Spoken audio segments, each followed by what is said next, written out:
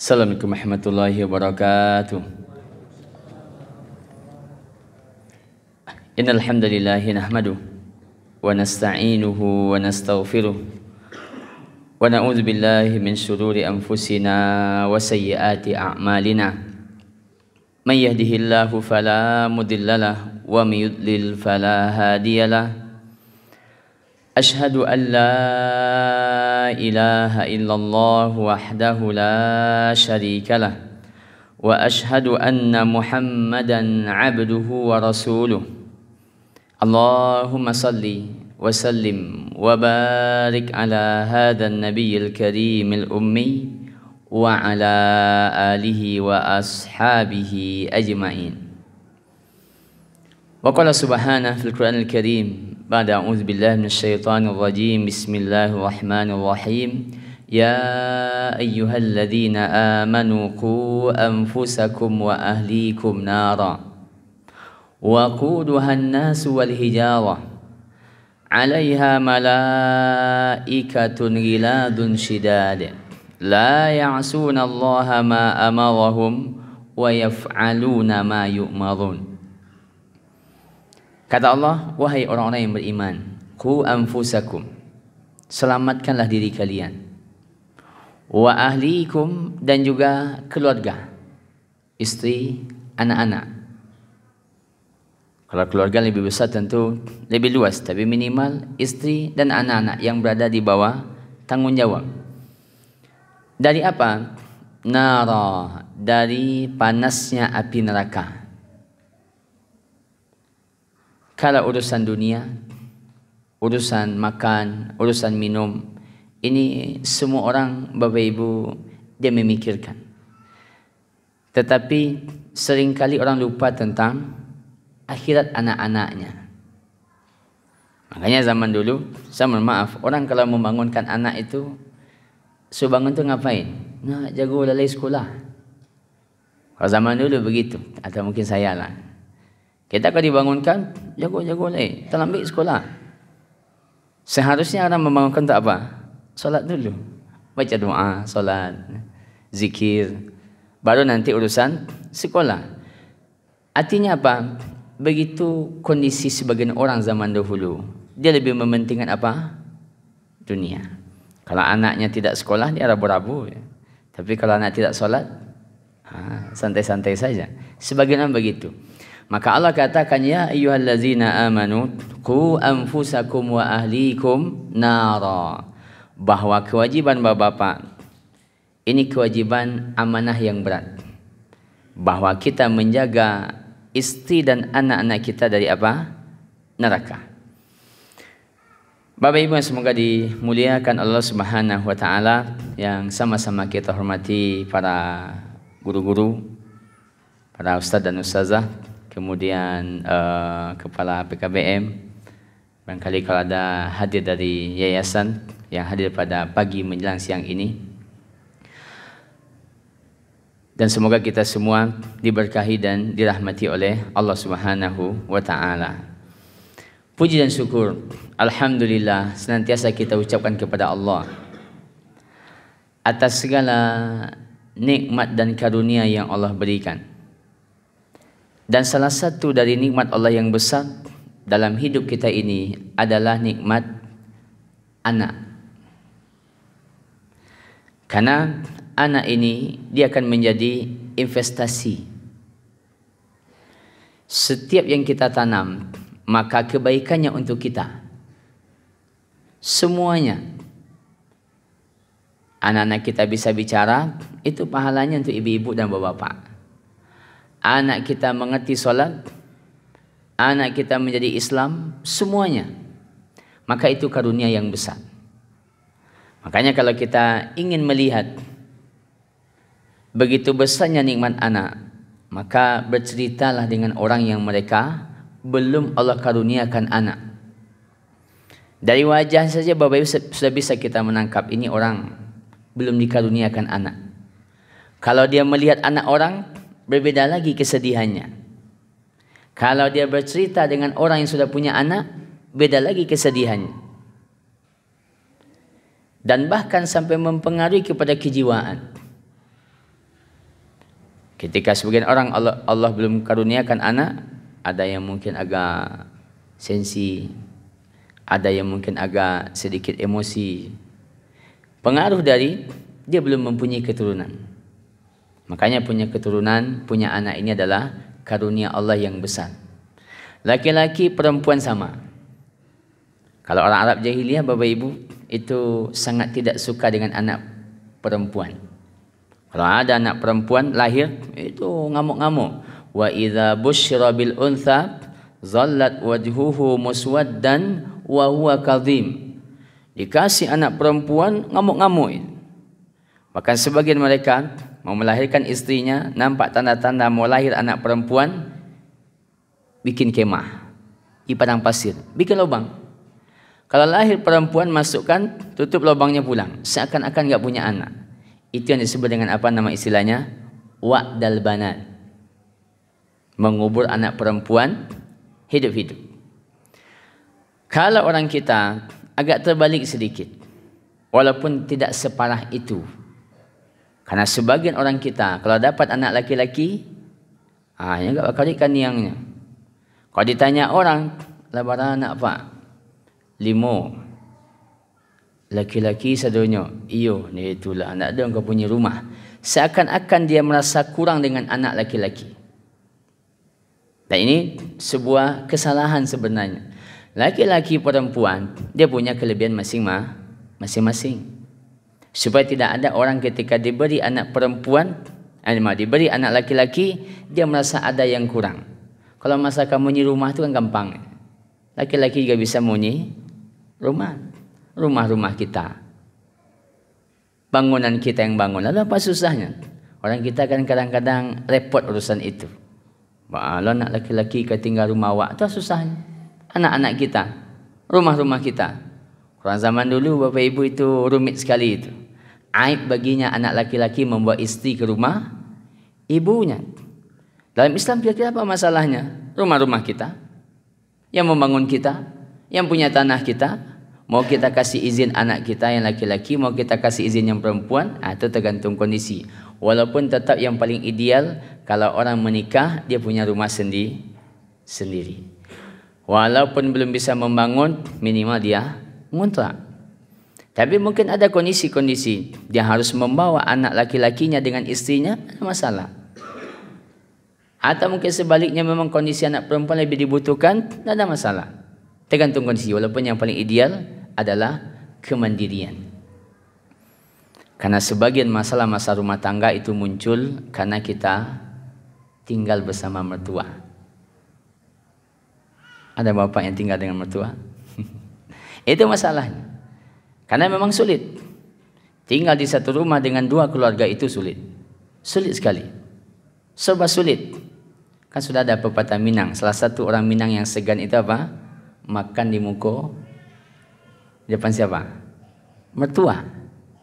Serba sulit semua. Belum lagi nanti pola pendidikan yang berbeda. Kata suami kita, misalnya ibu-ibu, dia punya suami, kata suaminya, anak tidak boleh nonton. Mintua pagi-pagi nonton dangdut. Kan susah. Anak tidak boleh nonton sinetron. Nah mintua cenderung nonton sinetron. Agak begitulah. Atau kata kita jangan hidupkan ini, kata mertuanya hidupkan. Itu tak mungkin lah kita bercakap je pintu. Baik, jadi intinya Bapak Ibu bahwa kalau manajemen rumah tangga, dia memang harus mandiri. Itu yang paling ideal. Tapi memang ada kondisi-kondisi tertentu dia tidak ideal. Mari pada bahasan kita. Maka kita bersyukur kepada Allah atas nikmat anak. Dan jangan disia-siakan. Ini karunia Allah yang besar. Yang Allah titipkan kepada kita, amanah yang berat yang mesti kita jaga baik-baik. Nanti kita akan ulas apa saja tanggungjawab. Salawat dan salam buat baginda Nabi alaihi salatu wassalam. Allahumma salli ala Muhammadin wa ala ali Muhammad. Nabi alaihi salatu wassalam adalah guru bagi kita. Contoh bagi kita. Dalam segala hal termasuk kita mendidik, maka sangat dianjurkan kita semua membaca buku-buku yang berbicara tentang Nabi sebagai seorang guru.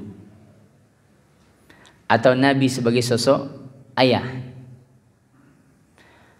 Ada judul kitab, judulnya Al-Muallimul Awwal, guru utama, atau Nabi sebagai guru yang pertama. Abdul Aziz Shalhoub kalau tidak salah pengarang. Diterjemahkan dengan judul Beginilah Seharusnya Menjadi Guru. Ada juga buku yang agak klasik yang ditulis oleh seorang ulama dari Suriah. Kalau dari sisi bukunya menarik, tapi walaupun dia punya catatan dan beberapa hal. Dia tulis judulnya buku Ar-Rasulul Muallim, Rasul sebagai seorang guru. Supaya kita Bapak Ibu dalam mendidik anak, kita punya panduan. Ada juga namanya Syekh Jamal Abdurrahman menulis kitab judulnya Atfalul Muslimin Kaifa Rabbahumun Nabi. Diterjemahkan dengan judul Islamic Parenting. Judulnya beda sedikit. Diterjemahkan dengan judul Islamic Parenting. Itu isinya bahwa bagaimana praktek Nabi dalam mendidik anak-anak kaum muslimin. Atfalul muslimin, anak-anak kaum muslimin yang dididik oleh Nabi. Kisah-kisah yang banyak bersama anak-anak yang agak besar, umur 15, umur 20 dan seterusnya. Itu menarik untuk Bapak Ibu baca. Kenapa? Karena Nabi alaihi salatu wassalam bagi kita adalah inspirasi.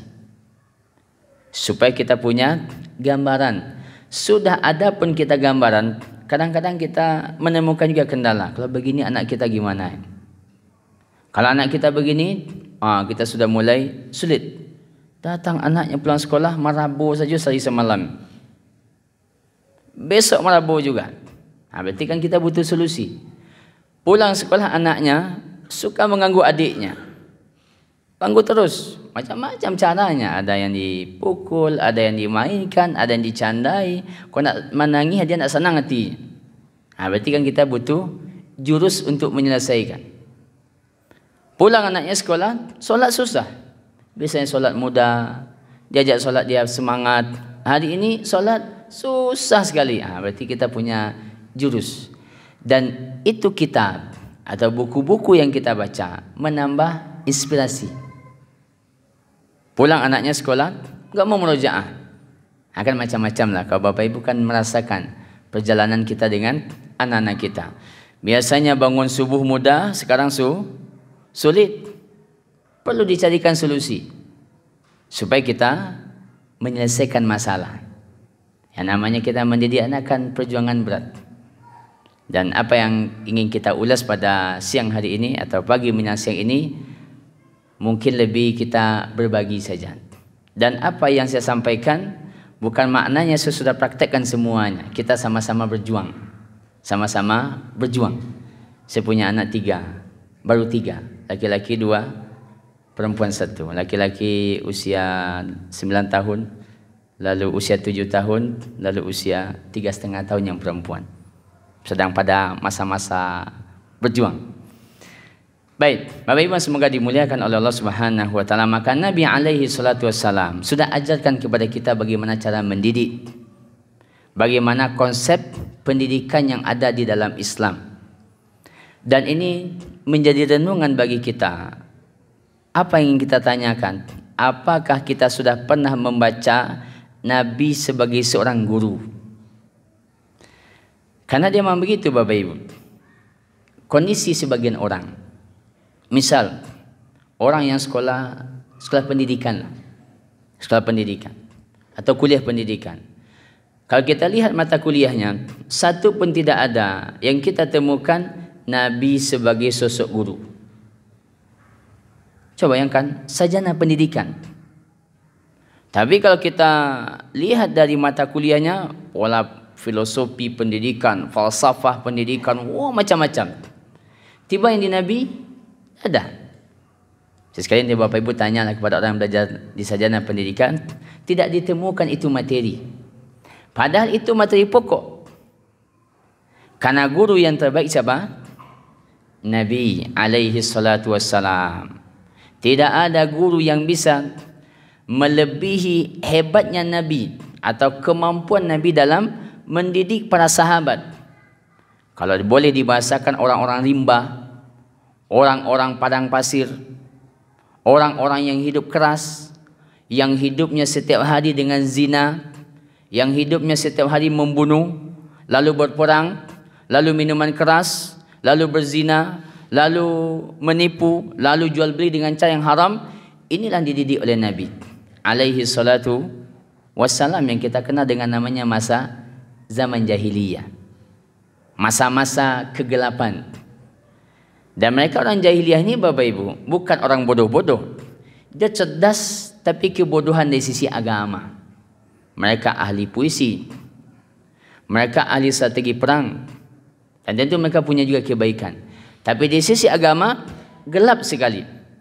Termasuk yang tadi kita ulas, membunuh anak perempuan hidup-hidup, kemudian menjadikan perempuan sepertinya budak, macam-macam. Itu yang dididik oleh Nabi alaihi salatu wassalam. Itu masyarakat yang tinggal di keramaian orang. Belum lagi nanti orang-orang Arab Badui yang mereka datang bertemu dengan Nabi, dia tarik sorban Nabi. Atau dia datang ke masjid Nabi, ngapain dia? Pipis. Pipis dia. Sahabat itu, Bapak Ibu, sudah, kalau bahasa awaknya ada lampang paja aku cik. Buang air kecil di masjid. Masjidnya juga masih pasir, masih tanah. Kata Nabi, lah, jangan. Ini kan seorang pendidik yang luar biasa, Nabi alaihi salatu wassalam. Lalu selesai dia buang air kecil, baru Nabi katakan, ini tempat masjid, untuk tempat berzikir, untuk tempat solat, untuk tempat ibadah. Tidak boleh ada kotoran. Apa kata orang Arab Badui ini? Belum pernah saya lihat di atas muka bumi ini seorang guru sebaik Muhammad. Begitu kira-kira. Maka Nabi alaihi salatu wassalam bagi kita adalah inspirasi. Dan di situ Bapak Ibu juga menuntut kita untuk semangat belajar sejarah Nabi alaihi salatu wassalam. Jangan sampai ada wali santri Ibn Taimiyah yang tidak pernah membaca sejarah Nabi, itu menyedihkan. Cuma sekolah anak Ibn Taimiyah tidak pernah baca sejarah Nabi, alun itu menyedihkan itu. Kenapa? Karena dari itu kita membaca bagaimana Nabi alaihi salatu wassalam.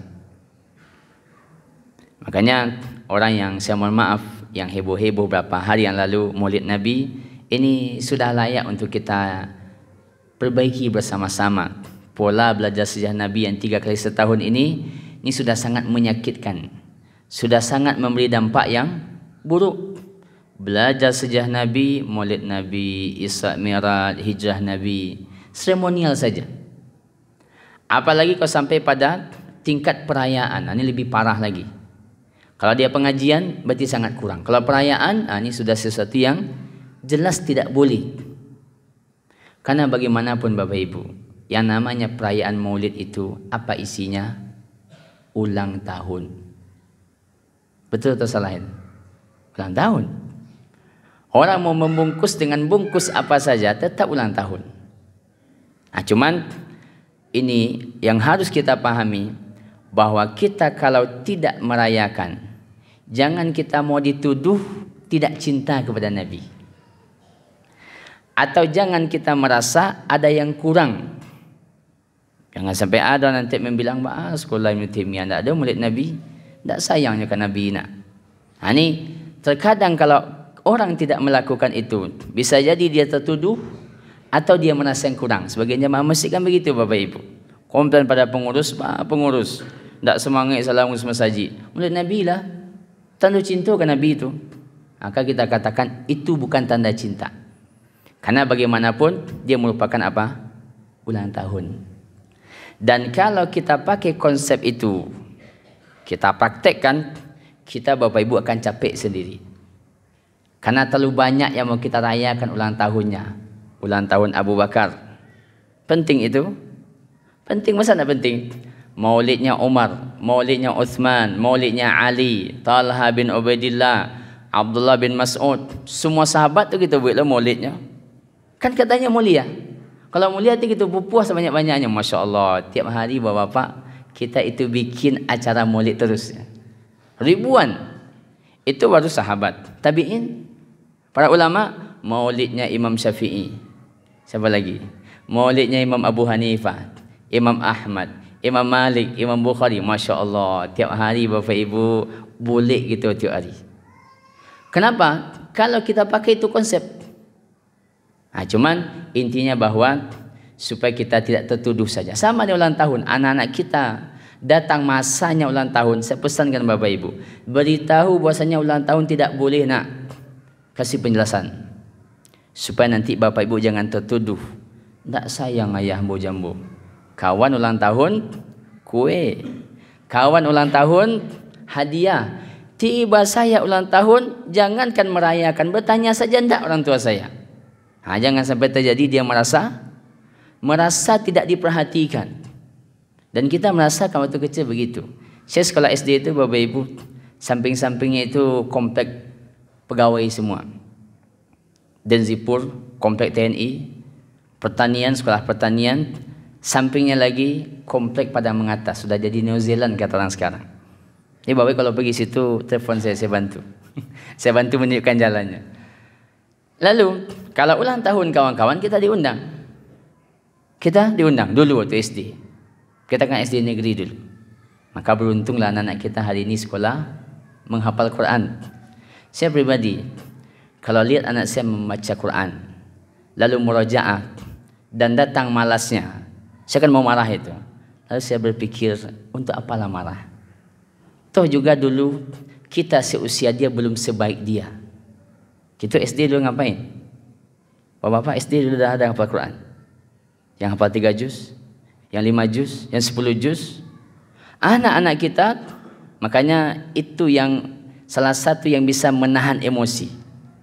Kalau dia sudah sudah mulai agak sulit murojaah, sudah masuk masa-masa dileti, masa apa segala macam, tahan. Karena kalau kita pikir Bapak Ibu, usia kita seusia dia dulu jauh lebih buruk dibandingkan usia dia sekarang. Dia sudah ngapal Quran, hafalnya sudah sekian, pagi sudah bangun sholat subuh, kemudian nanti dari sekolah sampai 2:30 menghafal, nanti pulang selesai asar murojaah, malamnya murojaah lagi, murojaah sejuz sehari. Hafalnya sudah sampai baru 11 juz, sangat lambat, agak lambat sedikit. Tapi apa yang kita lihat, ternyata Bapak Ibu rahmati Allah, kalau kita renung-renungi bahwa dia sebenarnya lebih baik dibandingkan kita. Bukan kita tidak memberikan nasihat, tapi itu bisa sedikit mendinginkan. Kadang-kadang kan kita agak emosi juga. Ini sekali disuruh, 2 kali disuruh, 3 kali disuruh, 8 nyuruhnya ndaknya murojaah. Laba buih muncung gitu, alunnya murojaah. Membiak Quran sih bisa setengah jam. Saya datang masa-masa beratnya ngambil Quran setengah jam. Hanya main je, main. Biasalah anak-anak. Baik, balik pada bahasan kita. Maka dulu waktu SD kita diundang ulang tahun, kita berpikir, kenapa ibu tidak membuat ulang tahun? Apakah dia tidak sayang? Bahkan mungkin sampai dia lupa tanggal lahir kita. Sebegitukah sayangnya kepada kita? Nah, itu mungkin karena keterbatasan lah. Tapi kita Bapak Ibu jangan sampai seperti itu. Maka anak-anak datang masa ulang tahunnya, bilang baik-baik, nah ini sesuatu yang diharamkan agama. Karena dia sesuatu perayaan yang tidak boleh. Walaupun ada juga sebagian orang Bapak Ibu datang telongsong, ulang tahun murtad. Ada yang bilang ulang tahun murtad. Dibilangnya ulang tahun murtad. Nah, ini tidak sampai segitu juga. Ulang tahun murtad, happy birthday, selamat murtad. Ini tidak pas. Terlalu semangat. Tapi karena terlalu semangat, ujung-ujungnya melemah juga. Datang masa orang dekatnya ulang tahun Bapak Ibu, nyebik ulang tahun. Itu kan namanya Mat Milad. Ulang tahun juga. Kalau dulu katanya ulang tahun itu murtad, kalau sekarang Mat Milad. Ini orang Bapak Ibu tak jalih hanya makasihnya. Dulu dia katakan murtad, sekarang dia buat, tapi dia gak sama juga, isinya kan sama. Sama ulang tahun juga. Tapi intinya bahwa ini sesuatu yang tidak boleh. Maka bagi kita orang tua, anak-anak datang masa kelahirannya, bilang baik-baik. Dan juga orang ulang tahun kan tak jujur juga, Bo. Kalau dia bikin jujur ulang tahun, seharusnya penanggalan Hijriyah. Kan kita orang Islam, kenapa pakai penanggalan Masehi? Menghitung umur pakai Hijriyah, menghitung usia pakai Hijriyah, semua berkenaan dengan agama pakai Hijriyah. Tiba ulang tahun pakai Masehi kan enggak nyambung itu. Nah, itu menandakan bahwa dia bukanlah bagian dari Islam. Baik. Maka Nabi alaihi salatu wassalam bagi kita adalah inspirasi, contoh, tauladan, dan semoga kita berdoa kepada Allah Subhanahu wa taala. Allah Subhanahu wa taala memberikan kepada kita hidayah dan taufik, berusaha kita untuk mengamalkan sunnah Nabi alaihi salatu wassalam di dalam pendidikan. Bapak Ibu, para abah dan ummahat yang semoga dimuliakan Allah Subhanahu wa taala. Adapun ulasan kita pada siang hari ini, kita berbicara tentang tanggung jawab. Tentang apa? Tanggung jawab, mas'uliyah. Sebelum kita masuk pada itu, saya ingin sampaikan poin yang pertama dahulu. Ini di luar tema, tapi penting. Poin pertama bahwa di antara kunci sukses kita mendidik anak-anak kita, maka Bapak Ibu perbanyaklah berdoa kebaikan untuk mereka. Perbanyak doa kebaikan untuk mereka. Kita mau jadi apa mereka? Doakan dari sekarang. Kita doakan dari sekarang. Bapak sekali berapa mendoakan anak? Tentu seorang mendoakan, dia tahu anaknya pengen jadi apa. Makanya Ibunda Maryam ketika sebelum lahir, atau ibunya dari Ibunda Maryam ketika mengandung Ibunda Maryam, dia punya cita-cita, punya harapan. Apa katanya? Allah mengisahkan, "Iz qalat imra'atu Imran inni nadartu ma fi batni muharrara." Katanya tatkala Ibunda Maryam itu dikandung oleh ibunya, istrinya Imran, apa kata ibunya? Inni nazartu laka ma fi batni muharrara. Saya ya Allah bernazar, punya cita-cita, ini nanti anak menjadi muharrara. Kata Al-Imam Ibn Katsir, muharrara artinya pelayan Baitul Maqdis dan anak yang soleh, atau anak yang soleh dan pelayan Baitul Maqdis. Berarti dua. Berarti dia soleh secara pribadi, dan pelayan Baitul Maqdis berarti pekerjaan. Pekerjaannya juga pekerjaan yang mulia.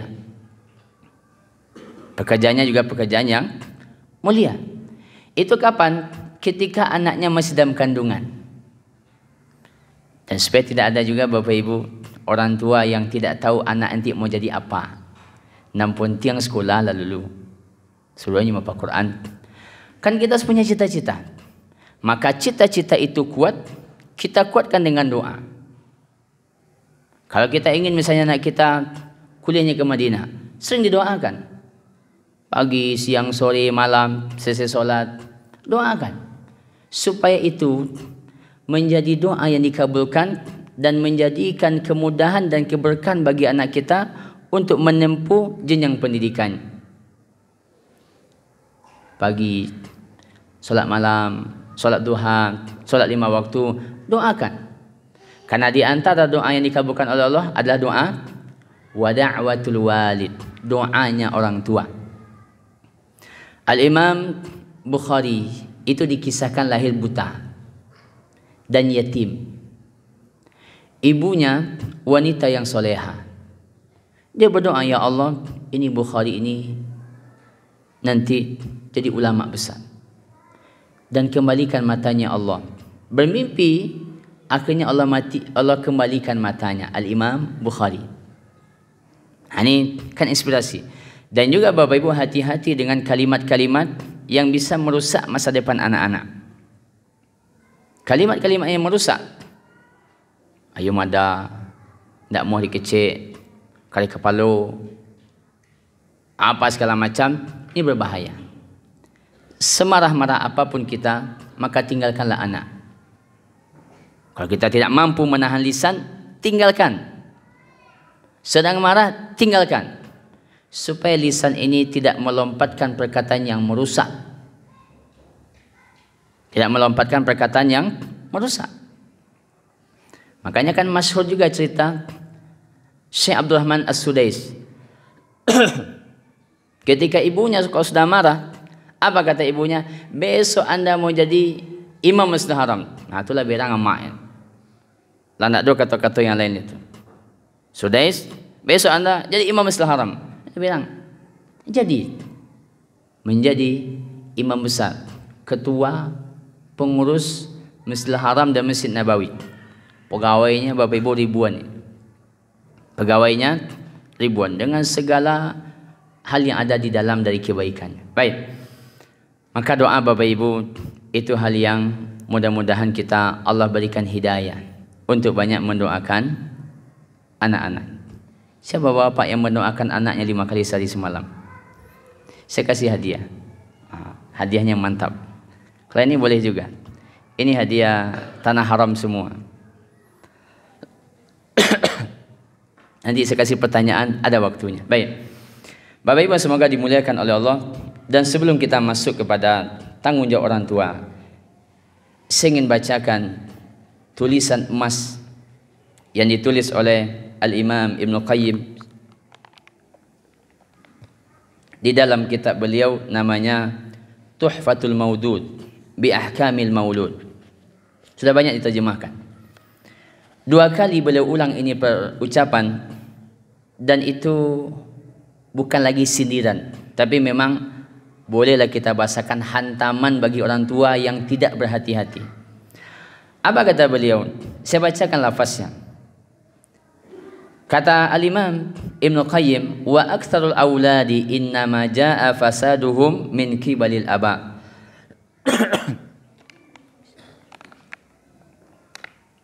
Apa kata Imam Ibnu Qayyim? Kebanyakan anak-anak sumber kerusakannya adalah pada aba, orang tua secara umum, atau aba lebih khusus. Kenapa aba lebih khusus? Karena aba penanggung jawab. Ini masih debu-debunya Makkah mungkin. Dulu kita rencananya kajian itu tanggal 8, Zat. Tanggal 8. Karena saya berangkat kita pindahkan 22. Saya pulang Rabu kemarin. Baik. Kata Imam Ibnu Qayyim, sumber kerusakan pada siapa? Orang tua. Sumber kerusakan anak pada orang tua. Innama jaa fasaduhum min kibalil aba'i wa ihmalihim lahum. Rusaknya anak-anak orang tua penyebab. Kenapa aba lebih utama? Karena memang penanggung jawab aba. Dan saya berharap tidak ada bapak-bapak yang menumpahkan ini amanah yang berat semuanya kepada istrinya. Kalau mau urus anak dia tidak satu, harus salah seorang. Tidak boleh. Jangan ada orang berbicara seperti itu dengan istrinya. Kalau urusan anak-anak tu kamilah, biar mau cari pitih. Memang kita mencari nafkah, tapi segala hal yang berkenaan dengan rumah itu, dengan anak-anak kita, kita penanggung jawab. Kita penanggung jawab. Dan kita yang pertama sekali akan ditanya oleh Allah. Kaum aba. Walaupun mungkin istri kita lebih bagus pendidikan dibandingkan kita, atau mungkin baca Al-Qurannya lebih bagus, atau mungkin strata pendidikannya lebih tinggi, tapi tetap segala komando dari bapak-bapak. Dan ibu-ibu yang Allah berikan karunia rezeki seperti itu, maka pandai-pandailah memposisikan diri. Aja bentuk guru dulu bagi suaminya. Atau dia majahat. Jangan. Berbahaya. Itu sumber kerusakan rumah tangga. Kalau kita diberikan strata pendidikan lebih tinggi atau kemampuan Al-Quran lebih baik, maka pandai-pandailah memposisikan diri kita sebagai seorang istri. Dan tetap kewajiban aba. Jadi walaupun kita manggalih mana di pasawu, dan kewajiban tetap ini nomor 1. Ini kewajiban nomor 1. Kata Imam Ibnu Qayyim, wa tarki ta'limihim faraidad dini wa sunani. Sebab anak-anak itu rusak Yang pertama karena kita sia-siakan, kita lalaikan. Sebagai orang tua, bapak ibu nak mau urusin anak, nak mau urusin. Anaknya mau tidak solat tidak penting, anaknya mau nutup aurat itu tidak penting baginya, anaknya mau main HP siang malam tidak penting, main HP siang malam, lah teleng-teleng kepala. Makanya ini bapak ibu rahmatullahi di antara tantangan pendidikan kita. Ini tantangan betul-betul berat. Dari banyak pengalaman termasuk yang kita rasakan, ini benda yang sangat merusak anak-anak kita. Dan itu memang butuh kita kepada apa? Tegas. Kita butuh apa? Ibu-ibu, tegas. Kalau tidak tegas, ini berbahaya. Dah sebentar. Eko si calik yo nak 2 minit yo nak. Ini bapak, jangan menjadi orang tua instan. Kalau instan itu, nih HP nak, jadiin TV, apa segala macam. Harus kita hati-hati. Kenapa? Sumber kerusakan. Ini benda bapak ibu, la haula wala quwata illa billah. Kalau tidak hati-hati, neraka isinya. Yang tadi kita bacakan, ku anfusakum wa ahlikum nara. Makanya dulu pendidikan ketika masa-masa corona, kita di sekolah coba juga dulu untuk online. Ternyata dari itu pengalaman, satu orang rusak karena itu. Terpaksa dikasih HP. Ya maknya kerajo, apanya kerajo lagi HP kanan. Akhirnya nampak mulai tanda-tanda kerusakan. Jadi saya katakan pada guru-guru, saatnya kita stop online ini. Biarlah tidak nambah hafalan, yang penting tidak tambah rusak. Maka kita stop semuanya online dulu. Hanya mungkin 9-2 bulan kita online. Lalu apa? Kasih surat tugas, jemput sekolah, dah selesai. Mau dia tidak bisa tasmiyah, bisa ini, tidak begitu harus kita kejar ketimbang kita merusak mereka. Ya, nak dapat alasan. Belajar bu, belajar tugas ini bu, tugas ini pak, rusak anak. Baik, ini kalau kita ihmal namanya, kita biarkan saja. Karena memang bapak ibu rahmatullah, tantangan disebutkan oleh kepala PKBM, tantangan hari ini berat. Zaman dulu kita sekolah lah, kalau kita pulang sekolah, kita main bapak ibu di alam bebas. Sampai saya waktu kecil tidak ada televisi. Hanya ada televisi, numpang rumah tetangga nonton hari Ahad, dan dia hidupkan juga hanya sejam 2 jam. TV-nya di ujung sana, kita duduk berdiri di dekat pintu tu, menjongong-jongong gitu. Zaman kecil. Lalu anak-anak bermain, sepuasnya berlari ke sawah, ke ladang, kemanapun bermain. Apapun dijadikan permainan. Dari bungkus-bungkus karton, apapun jadikan permainan. Zaman itu. Kalau zaman sekarang, oh Masya Allah, semuanya seakan-akan indah. Makanya saya bapak ibu dalam hidup sampai sekarang nggak pandai main PS itu. Karena nggak pernah menyentuh PS semenjak SD. Kawan-kawan ada, yang anak orang kaya, pegawai segala macam. Tapi ceritanya PS saja, itu kan baru muncul mungkin PS tahun berapa? 90-an. SD 97, 98, CC 2001. Tapi kalau anak kampung pulang sekolah, Masya Allah bebas. Bebas itu maksudnya dia bermain sesuka hatinya. Tapi tidak ada yang membahayakan. Tidak ada HP, tidak ada televisi. Makanya hal yang seperti ini jangan kita biarkan karena dia bisa melalaikan. Dan memang harus tegas bapak. Saya duduk di sebuah lobi rumah sakit di Padang, Semen Padang. Mengantarkan abang waktu itu sakit jantung. Duduk saya situ. Datang ibu-ibu dengan 3 anaknya. Alhamdulillah ketiga-tiganya main HP sama jamaknya cik. Berampe. Saya bilang sama isteri saya, Mi, lihatlah orang depan. Masya Allah, mantap sekali main HP berpacu berempat. Istrinya, ibu-ibu, anaknya bertiga. Saya lihat-lihat saja. Saya bilang masih coba lihat. Pulang, lalu di sebuah apotek rumah sakit gigi, sama juga. 2 anaknya dan ibunya menunggu waktu dipanggil mengobati gigi. Anaknya main HP, anak suka main HP, emaknya main HP loh. Saya kira ini berbahaya. Dia bisa bertanding, mungkin bertanding game online dengan anak. Baik, ini hal-hal yang kalau kita ihmal, hati-hati. Dan itu tentu banyak pengaruh pada menghafal, fokus segala macam, nanti cerita dan seterusnya. Apalagi dah sampai buka Facebook, lalu buka YouTube, macam-macam, rusak. Dan saya pernah mengeluarkan 3 orang anak karena masuk ke dunia YouTube saja. 3 anak. Nangis-nangis orang tua saya bilang, saya mau ibu, tidak bisa lagi mendidik anak ibu. Masuk keluar. Kenapa? Berbahaya. Game online, YouTube satu. Game online dia main di WC sekolah. Dah lama dulu. Ini intinya apa? Ini kembali kepada orang tua. Maka saya sampaikan, lebih baik kita beli satu selang, beli ember kat 3, atau beli ikan, atau beli mainan yang lain, suruh dia bermain air, ketimbang kita kasih HP. Kira begitulah. Karena ini berbahaya. Termasuk televisi. Ini memang mesti hati-hati juga. Televisi ini hal yang juga tidak kalah merusak. Tontonan.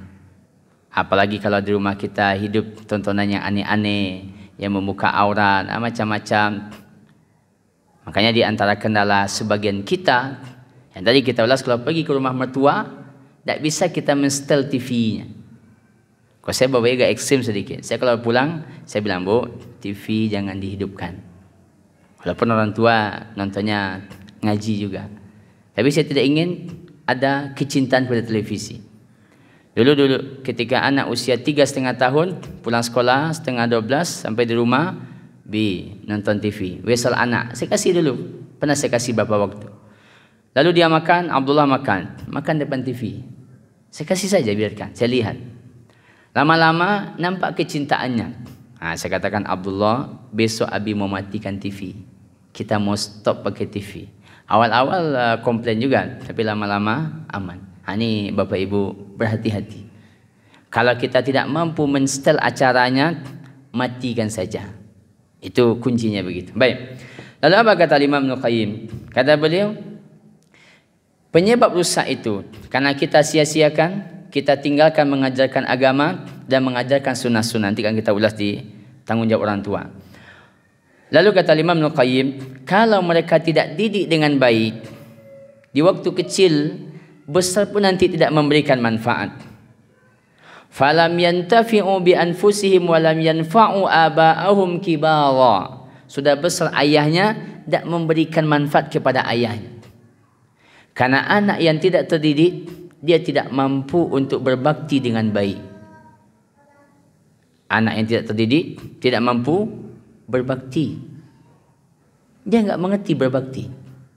Tapi kalau kita didik anak kita, mudah-mudahan Allah berikan kepada kita anak-anak yang berbakti. Lalu kata Al-Imam Ibnu Qayyim, faqala, lalu dia kisahkan tentang ungkapan anak ini. Kata anaknya, wahai ayahku, dulu engkau waktu kecil, engkau durhakai saya. Lalu ketika besar, saya mendurhakaimu. Kira-kira begitulah yang disebutkan oleh Al-Imam Ibnu Qayyim.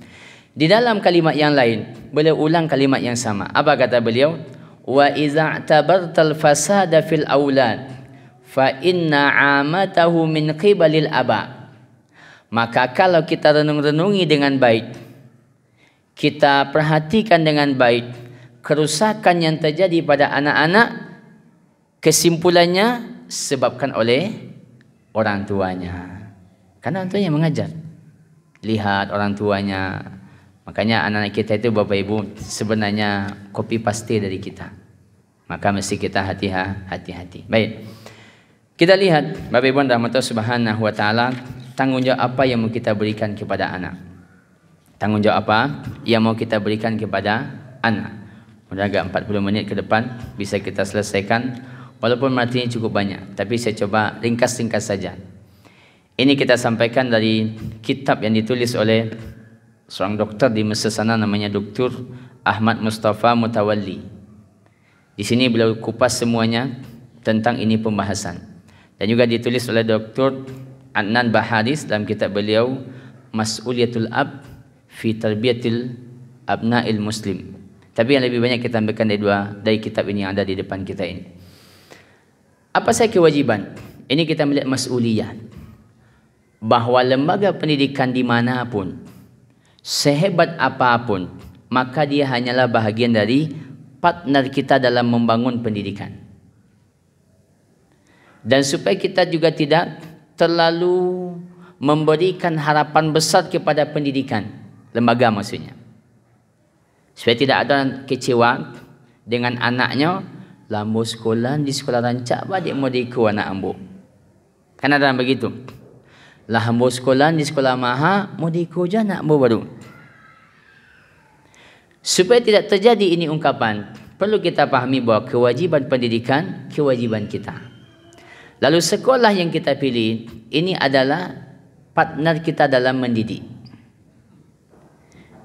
Dan saya kadang-kadang sampaikan pada wali santri, Bapak Ibu wali santri, kita ini kan bagi tugas. 2/3 waktu Bapak Ibu urus di rumah. 1/3 kita urus di sekolah. Jam berapa anak kita pulang? 2:30? Kira-kira segitulah. 2:30 sampai 2:30, kira-kira 1/3 usianya. 1/3 harinya. Berarti lebih banyak di mana? Di rumah. Berarti kita memposisikan diri adalah partner, kawan kerjasama. Berbeda kalau di pondok. Kalau di pondok Bapak Ibu tentu lebih banyak porsinya.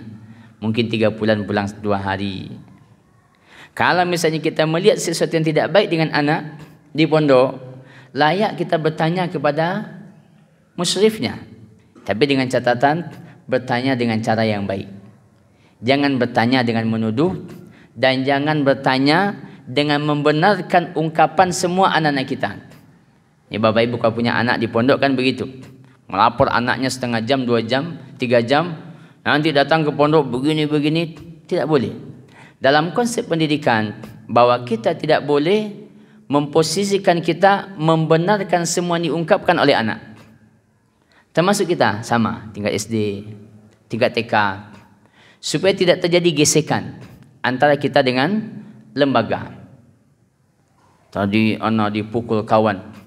Ada dilihat ustazah? Enggak ada, ustazahnya main-main saja. Tawak lah you cewek tu. Iko you ustazahnya. Tak caliknya nak bodoh. Besok pulang nangis lagi. Lalu kita tanya kenapa nangis tak? Dijahili kawan. Ada dulu ustazah? Ustazahnya biarkan saja bu. Besok datang ke suara rabu-rabu itu. Padahal sebenarnya anaknya dijahili, deknya lebih jahil pertama sekali. Itu kasus banyak begitu. Jadi dia merasa dizolimi, ternyata dia lebih banyak menzolimi orang. Cuma ketika orang balas dia langsung menangis. Kayak begitulah. Berarti dalam hal pengaduan ini Bapak Ibu kita punya konsep. Apa konsepnya? Yang dikadukan oleh anak, kita tidak benarkan 100%. Dan kita tidak boleh juga menyalahkan. Ibu nggak percaya, kamu bohong, tak boleh juga. Tapi kita terima, kita katakan insya Allah ya nak, nanti ibu sampaikan kepada gurumu. Kita berada posisi netral. Nanti kita tanya baik-baik, apa masalahnya? Entah anak kita yang salah atau anak orang. Apakah memang anak kita yang terzolimi atau mungkin yang lebih besar menzolimi kawannya? Dalam dunia pendidikan sering kita temukan begitu. Supaya kita tidak salah dalam mengambil sikap. Rata-rata saya lihat Bapak Ibu, sebagian anak-anak yang pindah dari pondok atau dari sekolah, itu sebagian besar disebabkan pola komunikasi yang tidak pas. Ini anak saya dengannya. Kecik anak ambu ustaz. Tak mungkin anak betul. Dia tidak berdusta. Cuman dia belum mampu mengungkapkan peristiwa dengan baik. Saya kasih contoh.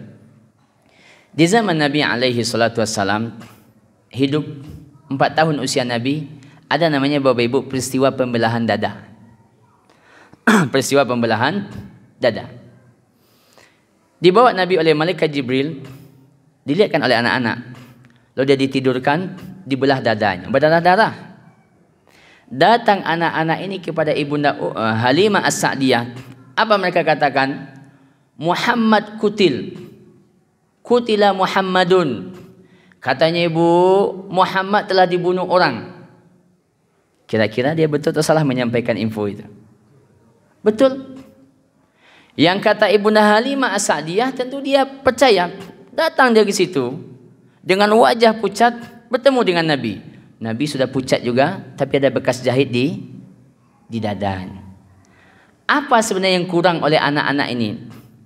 Dia tidak bisa menggambarkan dengan baik.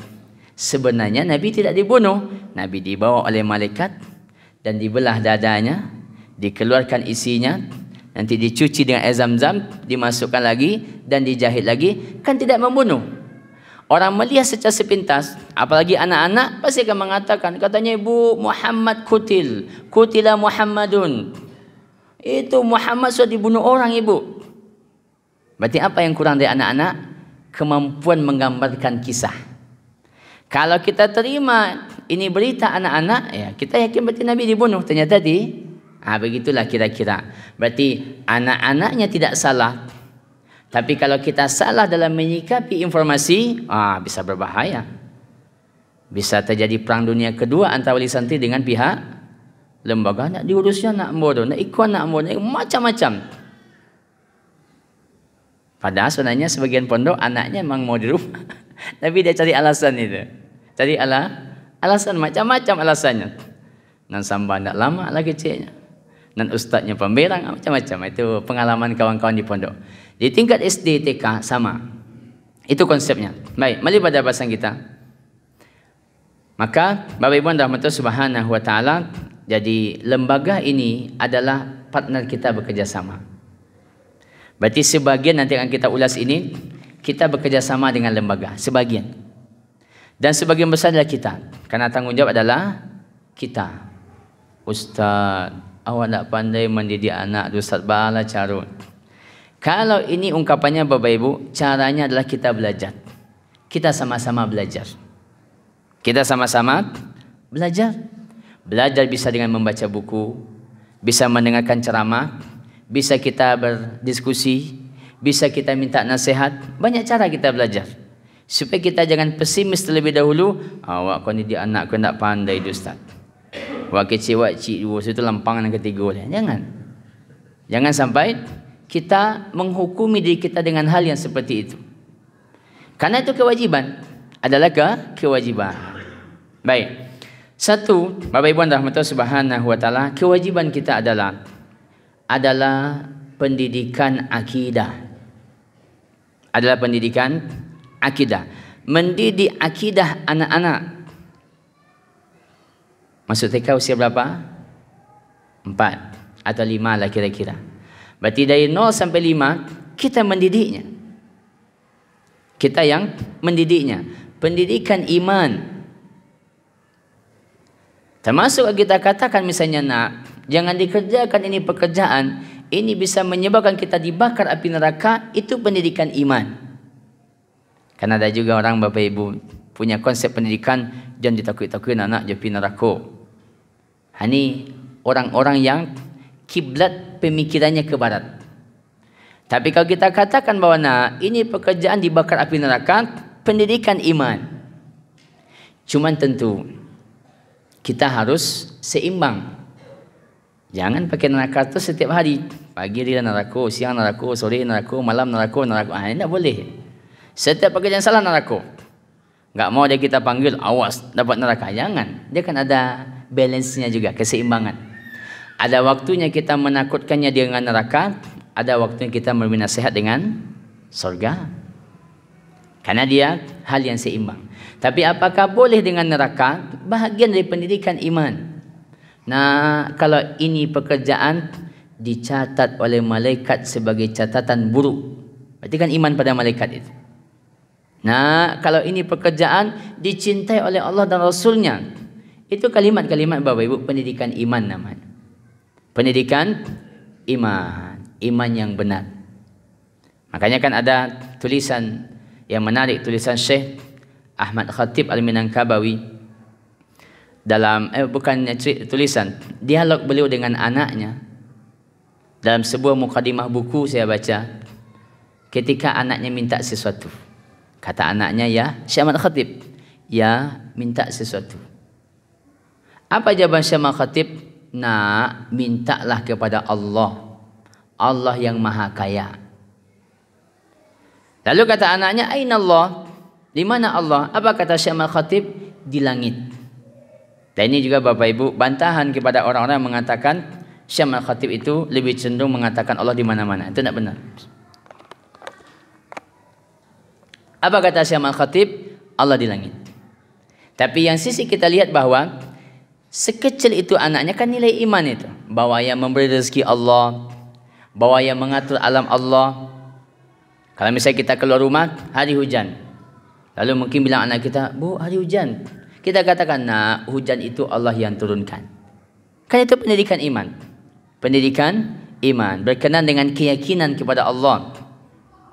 Dan dalam banyak hal, karena pendidikan iman ini Bapak Ibu dia merambah kepada semua masalah yang akan kita lakukan. Supaya motivasinya adalah iman. Iman pada Allah, iman pada Rasul, iman pada malaikat, iman pada hari akhir, iman kepada kitab, dan seterusnya. Ini namanya apa? At-tarbiyah al-imaniyah atau at-tarbiyah al-aqaidiyah. Walaupun mungkin Bapak Ibu kita memandangnya belum mengerti. Kita memandangnya belum mengerti. Makanya kan ada kisah yang masyhur tentang kisah yang disebutkan oleh Nabi alaihi salatu wassalam tentang kisahnya Abdullah ibn Abbas. Itu hadis yang masyhur. Ketika Abdullah ibn Abbas dia berbonceng dengan Nabi alaihi salatu wassalam, dan hadisnya juga ada dalam Arba'in An-Nawawiyah. Apa kata Nabi dalam perjalanan itu? Kata Nabi, ya gulam, ihfazillaha yahfazka. Kata Nabi, wahai gulam, anak kecil, jagalah Allah, Allah akan jaga dirimu. Jagalah Allah, Allah akan jaga dirimu. Kalau orang berpikir Bapak Ibu, malu nak ketik sekadar tu ke dia jam itu, balik mana basuhnya. Ternyata itu tidak berat. Karena Bapak Ibu dia masuk ke otaknya, dia akan dicerna oleh otak. Dan kemampuan otaknya mampu mencerna. Sama kita katakan, nah ini pekerjaan tidak disukai oleh malaikat. Misal, kalau anak kita Bapak Ibu bermain bayang-bayang cahaya matahari. Dia main di situ. Lalu kita katakan, nak jangan main di sini. Dia tanya kenapa? Ini tempat yang disukai oleh syaitan. Dan Nabi melarang kita duduk di antara bayang-bayang dan cahaya matahari. Berarti kan itu kan nilai iman. Iman kita kepada Rasul dan iman kepada yang gaib. Makanya Bapak Ibu, pendidikan iman ini bisa kita praktekkan dalam semua hal kehidupan kita. Tinggal kita mengetahui saja. Solat, berwuduk begitu juga. Nanti dia pergi ke masjid, solat sunnah duha. Bagi guru-guru juga sama, sebagai motivasi. Sebagai motivasi. Termasuk yang tadi kita ulas. Kenapa kita tidak ulang tahun Ibu? Ya kita katakan bahwa itu dilarang oleh Allah dan Rasulnya. Kalau kita kerjakan, neraka tempatnya. Kayak begitulah. Ini apa namanya? At-tarbiyah al-imaniyah. Dan itu Bapak Ibu tanggung jawab kita. Makanya kisah Luqmanul Hakim yang masyhur itu. Apa kata Luqmanul Hakim wa izqala? Dan tatkala Luqmanul Hakim berkata kepada anaknya, apa katanya? Ya bunai, la tusyrik billah. Jangan menyekutukan Allah. Berarti itu kan pendidikan iman. Wa iz qala Luqmanu li ibnihi ya bunayya la tusyrik billah inna syirka la zulmun azim. Itu kan pendidikan iman. Anaknya masih kecil, tapi sudah ditanamkan kepadanya nilai-nilai iman. Guru-guru sama, orang tua juga sama. Kita tanamkan nilai iman. Kita tanamkan nilai at-tarbiyah al-imaniyah. Termasuk hal-hal yang akan merusak iman, kita jelaskan. Mungkin ada anak kita yang cerita tentang hantu, atau bercerita tentang peri. Ada peri, Pak? Dalam film-film peri? Atau dewa, atau dewi. Ini kan makhluk bawa khayalan semua ini. Hantu, peri, dewa, dewi, khayalan semua. Dan sebahagiannya ini mengarah kepada kesyirikan dan kekufuran. Kalau hantu ini khurafat, merusak iman.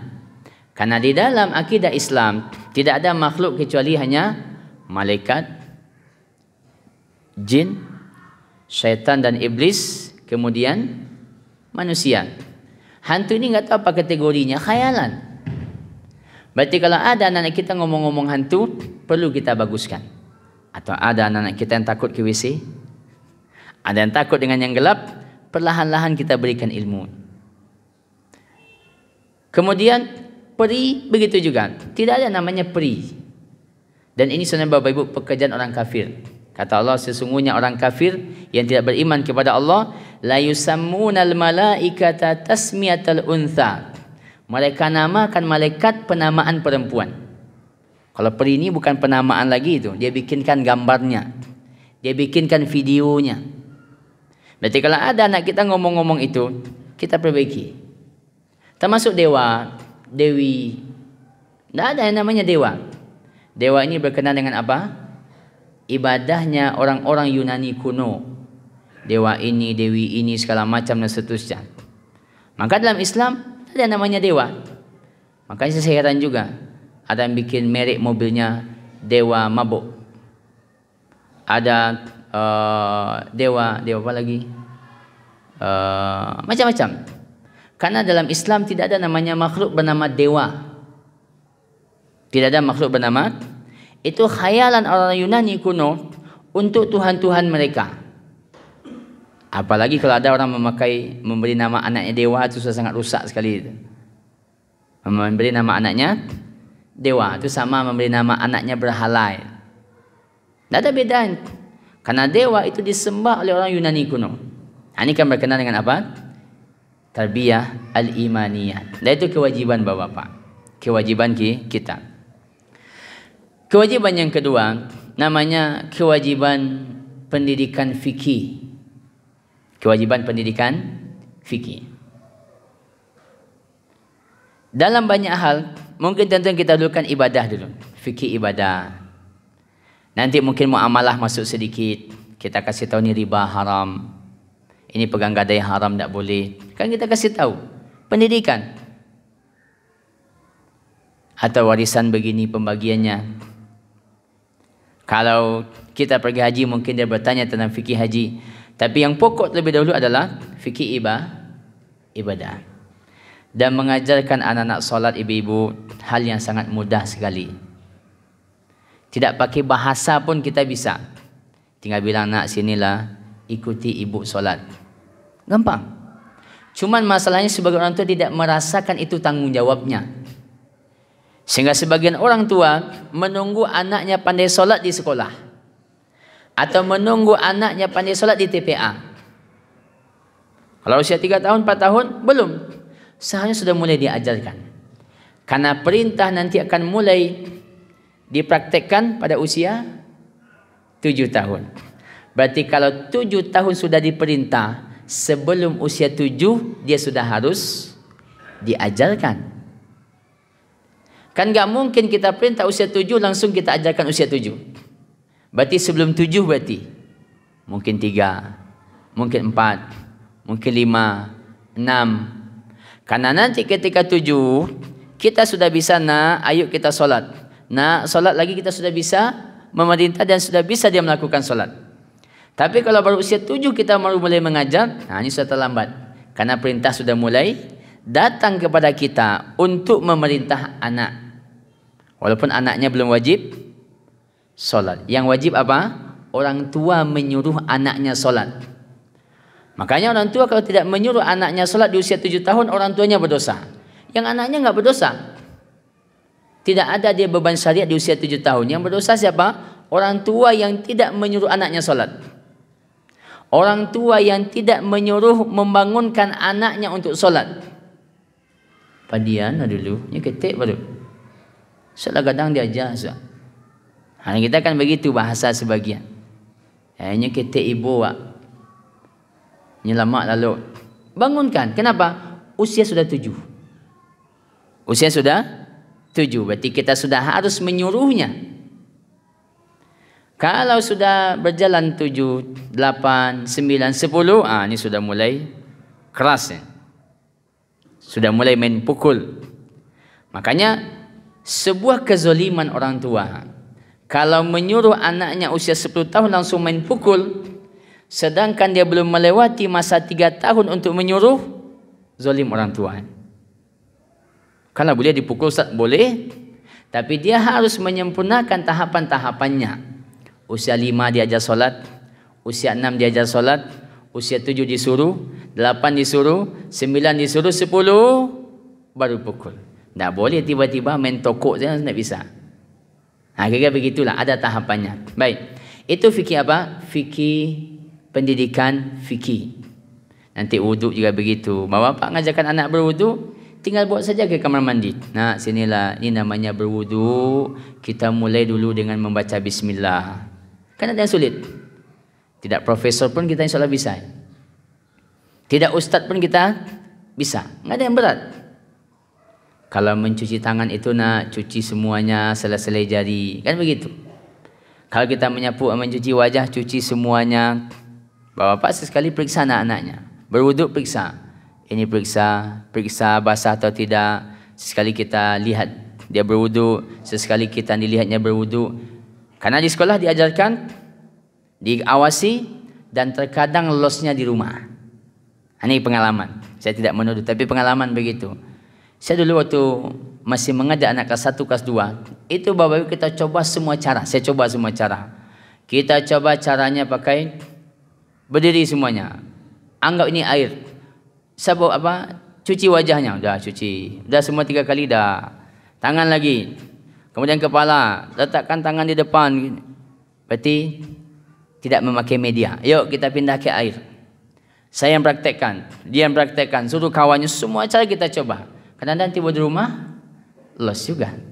Berarti dia butuh kesinambungan. Tiba di sekolah dia bagus-bagus berwuduk, tiba di rumah, selesai. Kira-kira begitu. Ini apa? Pendidikan fikih. Solat. Termasuk pendidikan solat sunnah. Itu hikmah disebutkan para ulama. Kenapa kita disuruh solat sunnahnya di rumah. Apa salah satu hikmahnya? Hikmah pendidikan. Supaya anak-anak kita melihat kita rajin solat. Supaya jangan kita hanya dilihat oleh jemaah yang sama solat. Nanti kata anaknya, ayah enggak pernah solat di rumah, masjid terus. Tapi kalau dia lihat kita dilihatnya solat sunnah rawatib, atau solat sunnah duha di hari libur, atau solat sunnah witir di malam hari, atau solat taubat misalnya, atau solat sunnah wudu, maka dia akan melihat, oh ternyata ayah saya Masya Allah luar biasa. Berarti ada sisi kita ibadah dan ada sisi kita pendidikan. Kapan perlu diajak anaknya. Hari Ahad libur, anak-anak solat duha, yuk kita solat duha. Pendidikan fikih. Pendidikan fikih, itu yang kedua. Yang ketiga, Bapak Ibu rahmati Allah, adalah pendidikan, namanya pendidikan adab. At-tarbiyah al-adabiyah. Pendidikan adab. Pendidikan adab. Bapak Ibu kalau punya rezeki yang banyak, belilah kitab tentang adab-adab Islam. Judulnya Ensiklopedia Adab Islam. 2 jilid warna hijau. Ditulis oleh Dr. Abdul Aziz Sayyid Nada kalau tidak salah. Terbitan Imam Syafi'i atau apa saya lupa. Karena pendidikan adab ini, dia masuk pada semua sisi kehidupan kita. Pendidikan adab. Kalau di sekolah kan namanya peraturan. Kalau dalam Islam namanya adab. Makanya kita di sekolah kita ganti istilah peraturan dengan adab. Adab di ma'had. Kita ganti itu. Itu kan ide saja. Bagi peraturan kan sah-sah saja. Tapi kita ganti menghidupkan mustalah. Masjid, adab masjid. Dibandingkan kita buat peraturan masjid, kita ganti adab masjid. Masuk kaki kanan, keluar kaki kiri, doa segala macam. Adab sendal. Karena semua sisi dia berhubungan dengan adab-adab Islam. Ini membutuhkan kita belajar. Jadi beli buku yang tadi, baca. Belajar adab itu Bapak Ibu sangat ringan. Karena dia sesuatu yang mudah kita pahami. Kalau kita belajar akidah, mungkin kita butuh guru. Belajar kita fikih, sebahagiannya berat. Fikih warisan, fikih zakat. Tapi kalau adab-adab Islam, secara umum dia sangat mudah untuk kita pahami. Adab makan, adab minum, tangan kanan, tidak boleh ditiup, kemudian tidak boleh berdiri, kemudian makan yang lebih dekat, baca doa sebelum makan, bismillah, nanti selesai makan baca doa, seterusnya. Mudah untuk kita pahami. Karena semua hidup kita, dari bangun tidur sampai tidur kembali, sampai masa tidur, bahagian dari mempraktekkan adab-adab Islam. Maka apapun masalah pada anak-anak kita, obatnya adalah adab. Misal, anak kita ini kalau dia bicara keras, oke, woi, woi, woi. Kan ada anak-anak begitu, woi. Atau misalnya mungkin dia kasar atau macam-macam lah. Apa obatnya? Adab-adab berbicara. Makanya tadi kita baca kisah Luqman. Luqmanul Hakim itu bawakan dia punya majlis bersama anak. Dan ini sangat diharapkan kepada setiap kaum aba, membuat majlis bersama istri dan anak-anaknya. Tak tentu nak kau ajar ustaz. Bacalah buku adab itu. Adab makan. Belajar jadi penceramah di rumah. Kan tidak mesti suti ceramah juga, tinggal sampaikan. Nah, kalau makan itu begini kata Nabi. Kan mudah. Enggak 10 menit, 15 menit. Sebagaimana tadi kisah Luqman kita baca, wa iz qala Luqmanu li ibnihi wa huwa ya'izuhu. Luqman itu sedang memberikan mau'izah, memberikan nasihat. Karena nanti kan ke bawahnya itu banyak hal-hal yang berkenaan dengan kehidupan yang disampaikan Luqmanul Hakim. Tentang tidak boleh sombong, tentang gaya berjalan, dan seterusnya. Itu sambungan dari kisah dalam surat Luqman. Maka pendidikan adab ini Bapak Ibu, dia 24 jam. 24 jam. Itu tuh kita lihatlah anak kita makan seperti apa, minum, berjalan, berkawan, berbicara, tidur. Kemudian dia mandi, kemudian dia berwudu, dia sholat di masjid dan seterusnya. Ada adabnya. Ini namanya apa? Pendidikan at-tarbiyah al-adabiyah, pendidikan adab. Dan ini seiring waktu kita pelajari, kita ajarkan, kita lihat. Jadi semua kita adalah kepala sekolah. Bapak-bapak semua adalah kepala sekolah, insyaallah ta'ala. Baik. Yang berikutnya yang keempat, namanya pendidikan akhlak. Pendidikan akhlak. Pendidikan akhlak ini adalah pendidikan yang berhubungan dengan jiwa, kesucian jiwa. Dan ini lebih banyak dalam bentuk nampak dalam kehidupan kita. Tapi sesekali Bapak Ibu yang majlis tadi bisa kita isi dengan itu. Karena pendidikan akhlak itu maksudnya pendidikan ikhlas, sabar, qanaah, istiqamah. Tentu belum saatnya anak-anak kita berikan materi di usia masih kecil. Mungkin berbentuk nasihat. Kalau misalnya dia diganggu kawannya, atau mungkin dia terjatuh sakit, kita katakan, nak, sabar. Berarti kan pendidikan akhlak itu, sabar. Atau mungkin ada mendapatkan musibah keluarga kita, kita sampaikan anak kita. Kita sampaikan kepada anak kita, nak, menghadapi musibah, sabar. Sabar itu pendidikan akhlak. Semua hal yang berkenaan dengan jiwa, sifat-sifat mahmudah namanya, itu oleh penulis dinamakan yang pendidikan akhlak. Pendidikan akhlak. Tapi itu lebih banyak kepada praktek kita di seharian. Kalau kita misalnya sedang usaha, kita nampakkan kita tawakal. Dan nanti kalau dia tanya, mungkin dia tanya kita usaha belum lancar segala macam, kita katakan, nak, kita usaha ini tawakal. Pendidikan. Nak, kita usaha ini tabah. Lalu kalau kita solat ke masjid, solat terus, nanti ada waktu kita katakan, nak, kita beragama ini kita jaga istiqamah. Berarti kan pendidikan akhlak. Baik. Nomor berapa lagi? Nomor 5. Yang kelima, Bapak Ibu rahmatullah subhanahu wa ta'ala, kita kasihlah satu dulu supaya agak lebih tenang sedikit. Karena fokus itu biasanya kalau bapak 40 menit sampai 1 jam. Bisa lebih 1 jam mungkin kita. Baik. Usia berapa? Usia berapa anak-anak baru diwajibkan pisah tidur dengan orang tuanya? Usia berapa, Pak? Usia berapa? Masya Allah. Usia 10 tahun. Mau yang mana? Mau yang air? Ini Zam-Zam ini. Usia berapa? Jadi kata Nabi SAW, suruhlah anakmu sholat usia 7.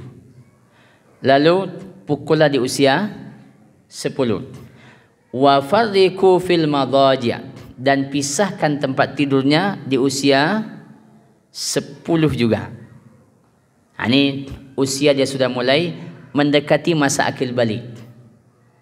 Dia belum akil balik, tapi dia sudah mulai mendekati masa akil balik. Wallahu ta'ala a'lam. Baik, kita lanjutkan. Yang kelima, Bapak Ibu rahmatullah subhanahu wa ta'ala, namanya pendidikan ilmu. Ada pendidikan keilmuan. Ini kan kalau kita kan berarti kerjasama dengan lembaga, kewajiban kita adalah memotivasi. Kewajiban kita memotivasi. Jangan menjadi orang yang mematahkan semangat. Karena sebagai orang tua ketika dia lihat materi anaknya, ini materinya berat sekali. Banyak benar kok mak. Banyak benar. Nah, ini orang tua jangan mematahkan semangat. Kalaupun kita mau komplain dengan guru, kita anggap itu berat materinya, ada cara. Tidak kepada anak kita sampaikan. Ini apa buku dipakai gurumu ini? Berat sekali. Ini guru anak SMA, buku anak SMA, dan seterusnya. Tidak boleh. Kalau kita mungkin memandang ada masukan, sampaikan. Datang ke kepala, sampaikan. Ini mungkin berat bagi anak kami Ustaz. Bagaimana Ustaz kira-kira? Kan begitu kira-kira. Supaya kita tidak menyampaikan komentar yang mematahkan semangat. Masa banyak kali guru muncul hafal Quran? Sehalaman sehari. Banyak tuh. Seorang tua kan begitu, dia memandang banyak. Kenapa murojaahnya banyak sekali? Kenapa ini banyak sekali? Kenapa mengulangnya banyak sekali? Hafalan ayat sekian diulang 50 kali. Cari angka 50 aja. 50 banyak mana 5 sajalah. Ini orang tua, apa yang dia patahkan? Semangat belajar anak. Semangat belajar. Makanya pendidikan ilmu ini, karena kita bekerjasama dengan lembaga pendidikan, berarti kita mensupport. Berat pun bagi kita, support juga. Berat bagi kita. Saya Bapak Ibu, anak sudah TK, lalu ternyata diajarkan oleh gurunya bacaan duduk antara dua sujud yang pendek, atau bacaan i'tidal yang pendek. Rabbana walakal hamd. Ketika di rumah saya tanya, jadi saya uji solat, dia baca Rabbana walakal hamd. Lalu saya bilang, nak, tambahkan bacaan. Kata ustazah itu. Kata ustazah, ada saya diam saja. Berarti nanti ustazah yang kita sampaikan. Karena saya kepala, dan saya bilang sama ustazahnya. Kalau kita di rumah begitu juga. Itu kan namanya adab. Supaya kita tidak ada sisi merendahkan guru di hadapan anak. Masa itu yang diajarkan ustazah, kan ada yang panjang. Masa enggak yang panjang? Kan bisa kita ngomong, tapi tidak boleh. Begitu kita menjaga. Kenapa? Karena dari bahagian pendidikan ilmiah juga, kita juga belajar bagaimana memuliakan guru. Kita belajar bagaimana memuliakan guru. Mau di sekolah mahal, mau setengah mahal, mau mahal sekali, kewajiban kita adalah memuliakan guru. Karena itulah guru anak-anak kita. Sampai sekolah mahal sekalipun. Karena ini kadang-kadang penyakit sebagian orang sekolah mahal, dia sudah kayak bos bagi guru anak. Bagi anak mau mereka, anak bisa mereka.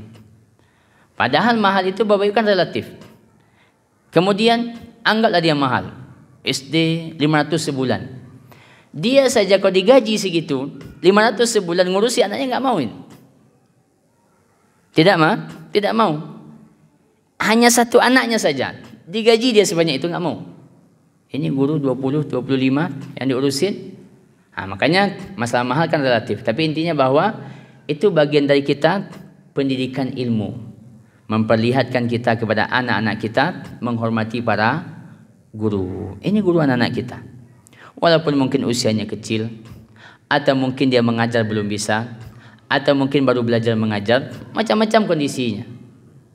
Termasuk saya sampaikan kepada Bapak Ibu yang juga sebagai guru, yang kita sebagai guru. Karena terkadang kasus sebagian guru dia agak sulit sedikit dikondisikan. Kamu guru lu kemana? Kamu macam murid lo. Begitu. Ini bagaimanapun, apapun posisi kita, sekaya apapun kita, bahwa guru anak kita adalah guru yang mesti kita muliakan. Dan disitulah kemuliaan dan disitulah keberkahan akan muncul. Di situ keberkahan akan muncul dalam kita memuliakan guru. Baik, ini kan namanya at-tarbiyah al-ilmiyah, pendidikan ilmu. Termasuk pendidikan ilmu, Bapak Ibu ajak anaknya pergi mengaji, pergi nuntut ilmu, diajak, pergi kajian, dibawa. Kenapa? Pendidikan ilmu. Termasuk pendidikan ilmu, kalau Bapak Ibu punya rezeki yang banyak, maka bikinlah di rumah kita pustaka. Kalau kita punya ruangan banyak, satu ruangan pustaka. Kalau tidak, berarti kita punya rak-rak buku saja. Memuliakan ilmu, memuliakan kitab. Kita punya buku, membaca kitab, baca. Ini bagian dari apa namanya at-tarbiyah al-ilmiyah. Jangan mobilnya saja yang sering diganti, atau jangan HP yang sering diganti, atau mungkin pakaian yang sering kita beli. Tapi yang tak kalah penting, kita punya kitab di rumah. Buku fikih satu, buku adab-adab Islam satu. Ini kan untuk kita. Nanti untuk anak-anak kita belikan juga. Ini at-tarbiyah al-ilmiyah, pendidikan ilmu. Sehingga rumah kita ni bawa terasa memang rumah ada suasana ilmunya. Tadi yang kita ulas, sekali seminggu bikin kajian. Nasihatlah, kalau enggak mau dikatakan kajian, nasihat anak-anak. Sampaikan apa masalahnya, apa yang perlu kita ingatkan dan seterusnya. Baik. Yang berikutnya Bapak yang keenam, namanya at-tarbiyah al-fikriyah. Kewajiban kita dalam mendidik pikirannya. Dalam mendidik pikiran, pola berpikir, cara beragamanya. Maka tentu kita harus pahami dengan baik, ini cara beragama yang benar dari sahabat Nabi alaihi salatu wassalam. Ada nanti yang bertanya, Wahabi itu apa tuh Pak? Ada nanti bertanya, kita bisa menjelaskan. Karena kan orang hari ini main Wahabi semua. Itulah muaknya Wahabi itu kan Wahaboy gitu. Hanya orang Bapak Ibu aneh, tidak ngerti, tidak mengerti. Kenapa? Ini kan masalah pendidikan pemikiran ini. Dan ini sangat pengaruh. Sehingga sebagian anak-anak dididik dengan cara yang salah, itu memang secara pola pikirnya sudah mulai salah. Pola pikirnya sudah mulai salah. Hanya penganak ke pedimonya. Aneh. Kecil anak sudah, karena mungkin diajak pergi demo mungkin. Kecil anak diajak pergi demo, alah semangat. Lah kawan angkat tangan. Itu karena at-tarbiyah al-fikriyah. Di situ menuntut kita mengetahui ini namanya Syiah, ini namanya Khawarij, ini namanya Qadariyah, ini namanya orang kebatinan dan seterusnya. Ini walaupun tentu secara porsinya beransur-ansur. Tidak kita berikan materi ilmiah, tapi kita pahamkan. Kita apa? Kita pahamkan. Ini namanya ini dan seterusnya. Itu namanya apa? At-tarbiyah al-fikriyah. Kita pahamkan Islam ini sempurna. Sahabat Nabi yang mengajarkan Islam yang diamalkan sahabat, maka kita belajar berusaha mengikuti sahabat. Termasuk tadi kita ulas, kenapa kita tidak mau ulang tahun? Karena ulang tahun itu perayaannya orang kafir. Lalu kenapa kita tidak mau maulid Nabi? Karena yang pertama sekali membuat maulid Nabi orang Syiah. Ini saya mohon maaf kalau agak sensitif bagi sebagian kita. Yang pertama sekali membuat siapa? Orang Syiah. Maka tidak ada namanya Bapak Ibu maulid Nabi di zaman Umar, maulid Nabi di zaman Umar bin Abdul Aziz, maulid Nabi di zaman Khalifah Malik bin Marwan. Bacalah buku-buku tentang kekhalifahan umat Islam zaman dulu. Tidak ada satu pun. Itu lengkap. Ditulis para ulama tentang bagaimana sistem keuangan, bagaimana sistem perayaan, bagaimana model pernikahan, bagaimana masjidnya, bagaimana kantornya, lengkap semuanya. Bagaimana negara mengatur. Bahkan Ibn Khaldun menulis tentang bagaimana kondisi umat Islam itu di keliling dunia. Tapi tidak ada. Siapa yang pertama sekali membuat? Namanya Daulah Fatimiyah Al-Qaramitah Asy-Syiah Al-Batiniyah di Mesir. Sebagaimana dikisahkan oleh Syekh Ali Mahfud dalam kitab. Dia bikin acara Bapak Ibu perayaan Maulid. maulid anak Nabi, Ibunda Fatimah, menantu Nabi Ali bin Abi Talib, kemudian cucu Nabi bikin maulid banyak-banyak. Dia sembelih sapi ratusan ekor sapi. Negara yang memfasilitasi. Begitu. Berarti kita perlu memahamkan kenapa kita tidak lakukan itu, kenapa ini tidak boleh. Harus kita paham, ini pendidikan pemikiran nama. Pendidikan pemikiran. Baik. Yang berikutnya yang ketujuh adalah at-tarbiyah an-nafsiyah, pendidikan kejiwaan. Mungkin pernah diulas dalam bahasan psikologi oleh beliau kan pakar psikologi, Hafiz Al-Farah. Pendidikan jiwa. Misalnya kita ajarkan anak sifat pemberani, atau sifat iffah menjaga kemuliaan, atau sifat sikap semangat, atau rasa cinta, rasa peduli sesama. Ini Bapak Ibu pendidikan kejiwaan. Pendidikan kejiwaan. Kalau ada anak kita penakut, berarti kan di jiwanya bermasalah. Kita carikan solusi. Bagaimana caranya? Apa penyebabnya? Kalau ada anak kita, dia tidak ada peduli sedikit pun. Misalnya bapak-bapak masuk ke rumah, hanya main je. Assalamualaikum nak, main. Apa yang bermasalah? Jiwanya. Tidak ada kepedulian. Tidak ada penghormatan. Maka ini anak perlu kita panggil, nak sinilah. Kalau Abi masuk besok, baca salam, jawab salam. Dan disambut. Bapak jangan dibiarkan anaknya kita masuk, dia berselengah sejanya. Naikolah main, naikolah makan, naikolah segala macam. Masa kita masuk tidak ada yang menghormati? Penghormatan kita sebagai ayahnya. Berarti ada sesuatu yang kurang. Bukan maksudnya kita minta dihormati berlebihan, tidak. Tapi itu adalah adab seorang anak. Jiwanya. Sehingga ketika datang ayahnya, Masya Allah dia sambut dengan bahagia. Ketika datang ibunya, dia sambut dengan bahagia. Ketika datang misalnya kakeknya, ayah kita datang ke rumah kita, disambut oleh anak kita. Itu kan jiwa. Ada peduli, ada perhatian. Itu namanya at-tarbiyah an-nafsiyah. Makanya kita kalau misalnya mengasih sedekah, sesekali suruh anak kita mengasih. Supaya dia juga punya rasa. Punya rasa. Mungkin kita ada orang layak dibantu, memang miskin segala macam, kita ajak dia. Mungkin kita punya tetangga susah hidupnya, kita ajak, kita suruh, nak, ini nanti berikan sama ibu itu. Kita latih jiwanya. Ada namanya pendidikan an-nafsiyah. Ada mungkin anak-anak Bapak Ibu rahmatullah murung saja. Itu kan jiwanya bermasalah. Ada anak-anak telongsong puluh gembira. Walak besar-besar. Ini kita perbaiki jiwanya. Ada namanya at-tarbiyah an-nafsiyah. Ini butuh proses kita memperbaiki. Ada anak-anak terlalu cepat menangisnya. Itu kan masalah jiwa sebenarnya. Terlalu sensitif. Tersinggung ada kawan seketik menangis.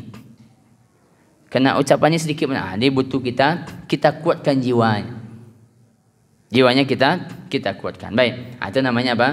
At-tarbiyah an-nafsiyah. Itu kan kewajiban kita melihat anak-anak, bagaimana perkembangannya, dia berkawan dengan kawannya bagaimana, dia berinteraksi dengan ayah kita bagaimana, dengan neneknya, dengan kakeknya, dengan saudaranya, dengan saudarinya. Ini semuanya pendidikan jiwa.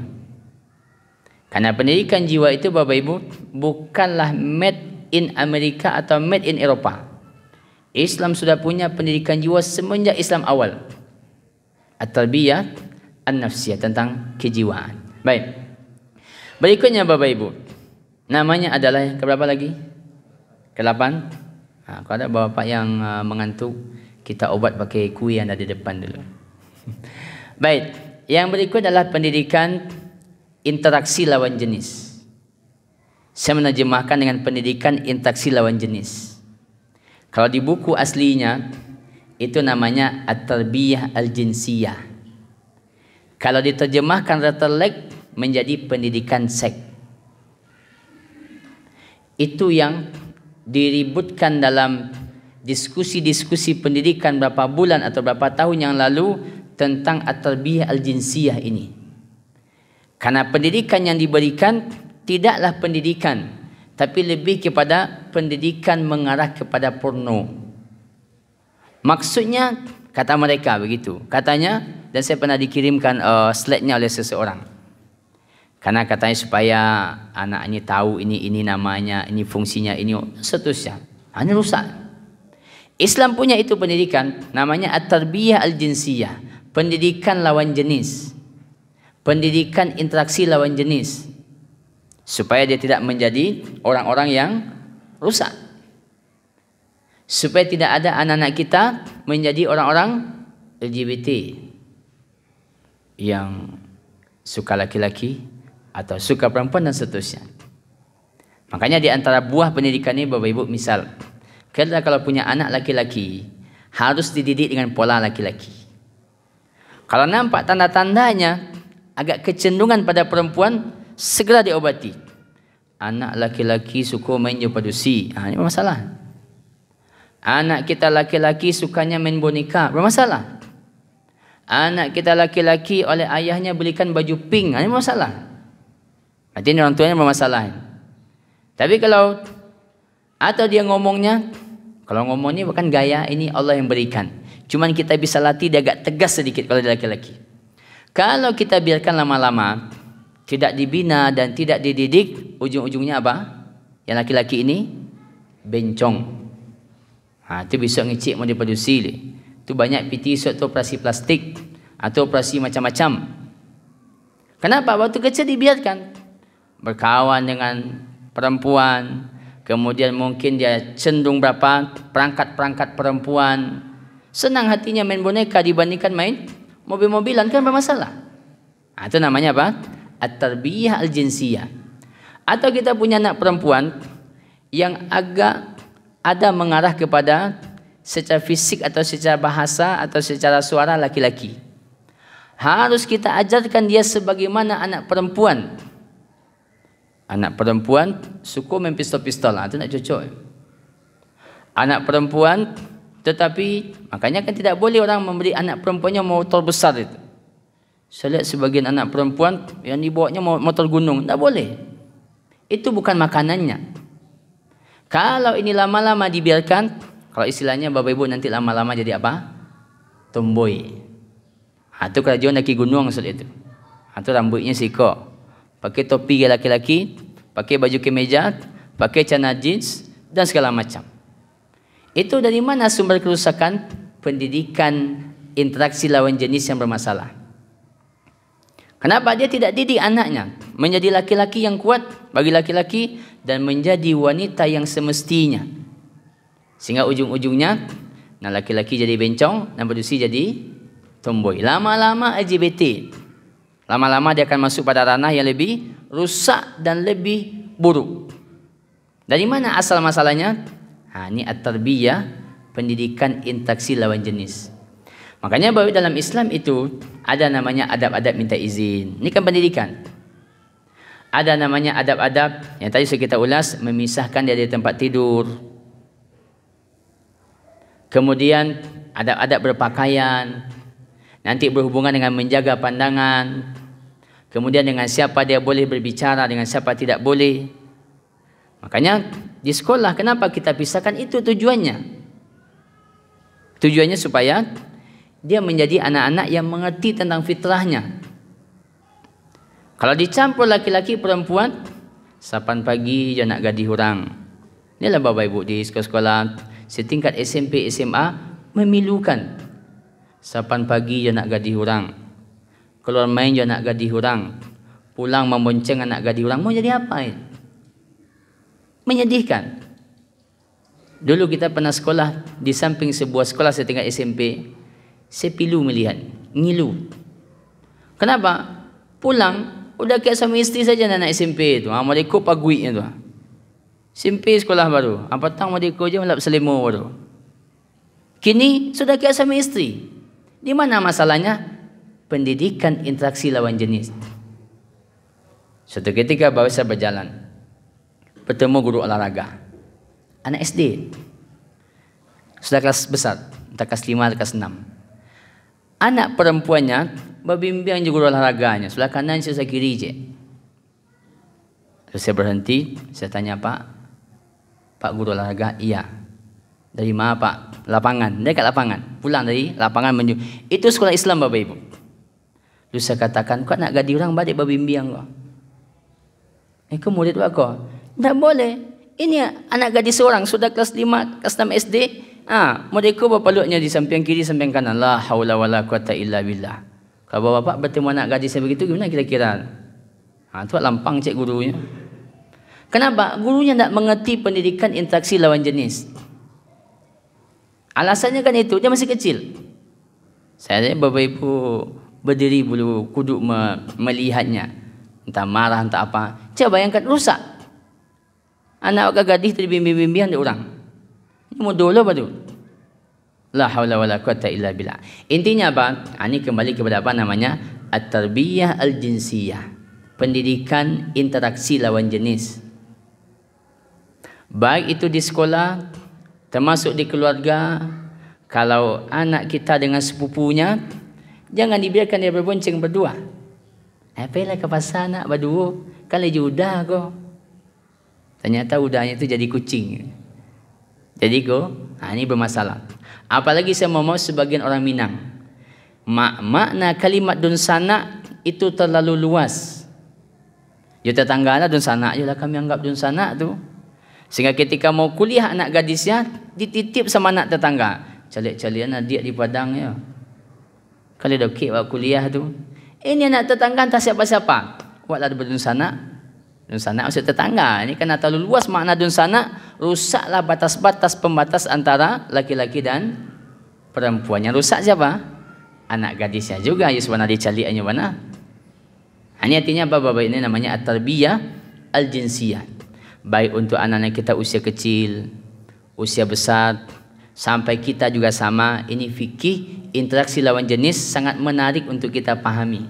Supaya kita tidak salah. Supaya tidak ada bapak-bapak yang sarapan pagi dengan istri orang. Supaya tidak ada ibu-ibu yang sarapan pagi dengan suami orang. Di sebagian kantor kan itu penyakitnya. Sarapan pagi je bini orang. La haula wala quwata illa billah. Makan siang je bini orang je.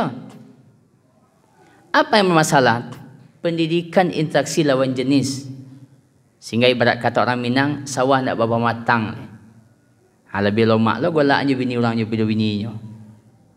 Sarapan pagi, makan siang, seterusnya. Ini hal-hal yang perlu kita hati-hati. Baik bagi kita maupun bagi anak-anak kita. Baik, 5 minit yang tersisa. Tinggal 3 Bapak Ibu.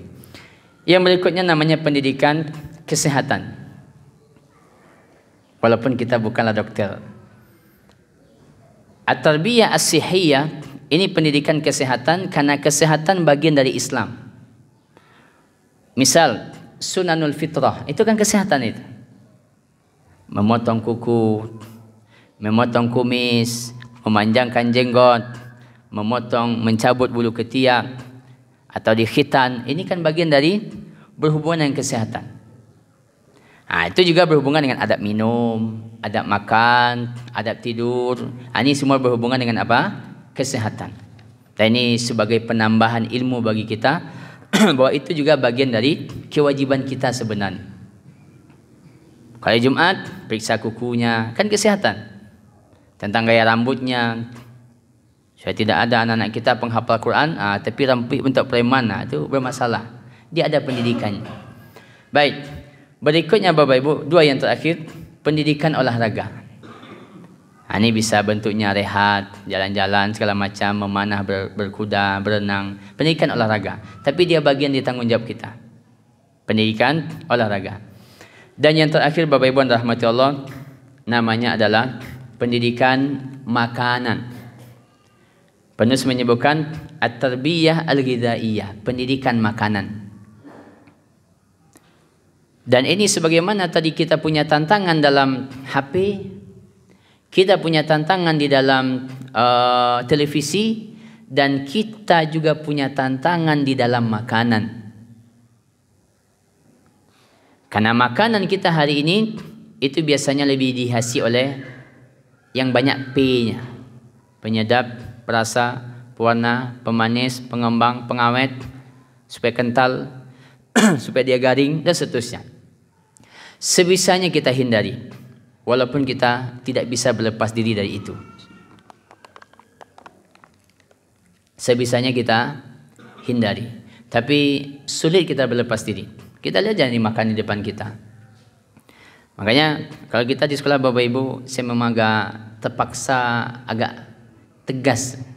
Walaupun di satu sisi ibu hati sebenarnya. Tapi tegas. Tegas itu maknanya tidak boleh pedagang berjualan di depan sekolah. Itu kan agak pahit bagi bapak-bapak pedagang. Tapi kenapa itu kita lakukan? Menjaga makanan anak-anak. Itu salah satu. Nah, di samping yang lain tentu menjaga akhlaknya. Mereka anak apa Quran di pawang-wang di orang mengalihkan ibu tiwa. Jika begitulah. Tapi satu sisi makanan. Maka kalaupun harus dia dibolehkan, harus dilihat yang mana yang dibolehkan. Begitulah kira-kira. Kenapa? Ini makanan. Makanan memberikan pengaruh yang besar. Makanan-makanan ada. Hari ini Bapak Ibu makanan la haula wala quwata illa billah. Kita ambil satu jenis ciki-ciki. Kita baca komposisinya, satu pun dari komposisinya tidak ada kita ngerti. Zat-zat kimia semua. Kalau diambil ciki-ciki sekarung, kita ginikan, jadi sikonya. Pengembang semua. Itu bapak-bapak berhati-hatilah dalam kita memberikan makanan. Makanya kan kata Allah, ya ayyuhallazina amanu kulu mimma fil ardi halalan thayyiba. Halal thayyib. Halal dari cara mendapatkannya, dari zatnya yang thayyib ini, ini yang kita maksud ini. Dia makanannya asalnya halal.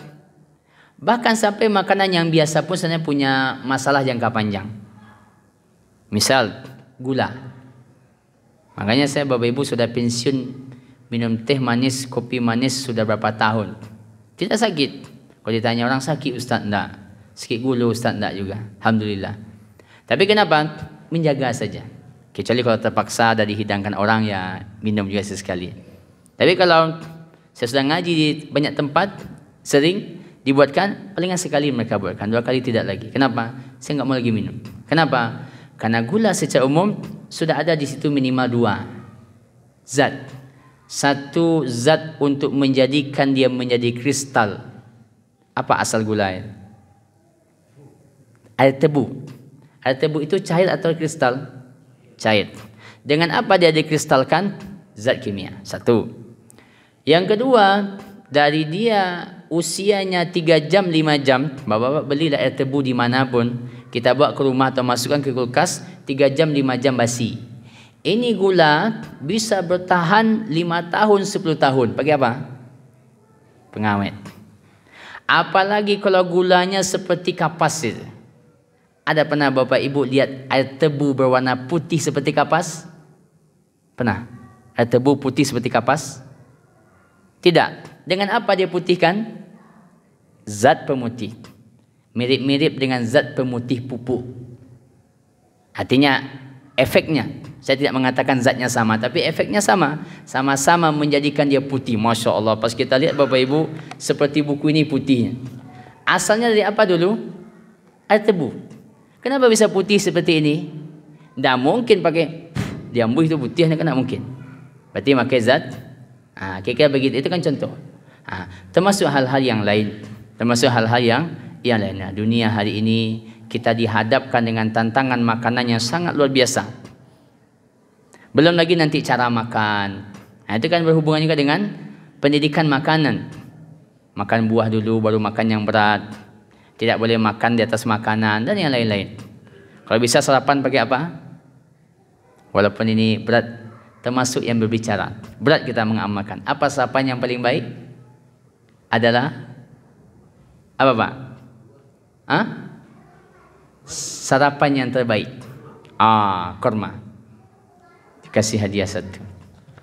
Yang bahasa Arab atau bahasa Indonesia? Bahasa Indonesia lah. Bahasa Arab. Ini hadiah juga sama Bapak Ibu. Hadiah masalah haram. Silakan Pak. Atau nanti boleh juga. Silakan.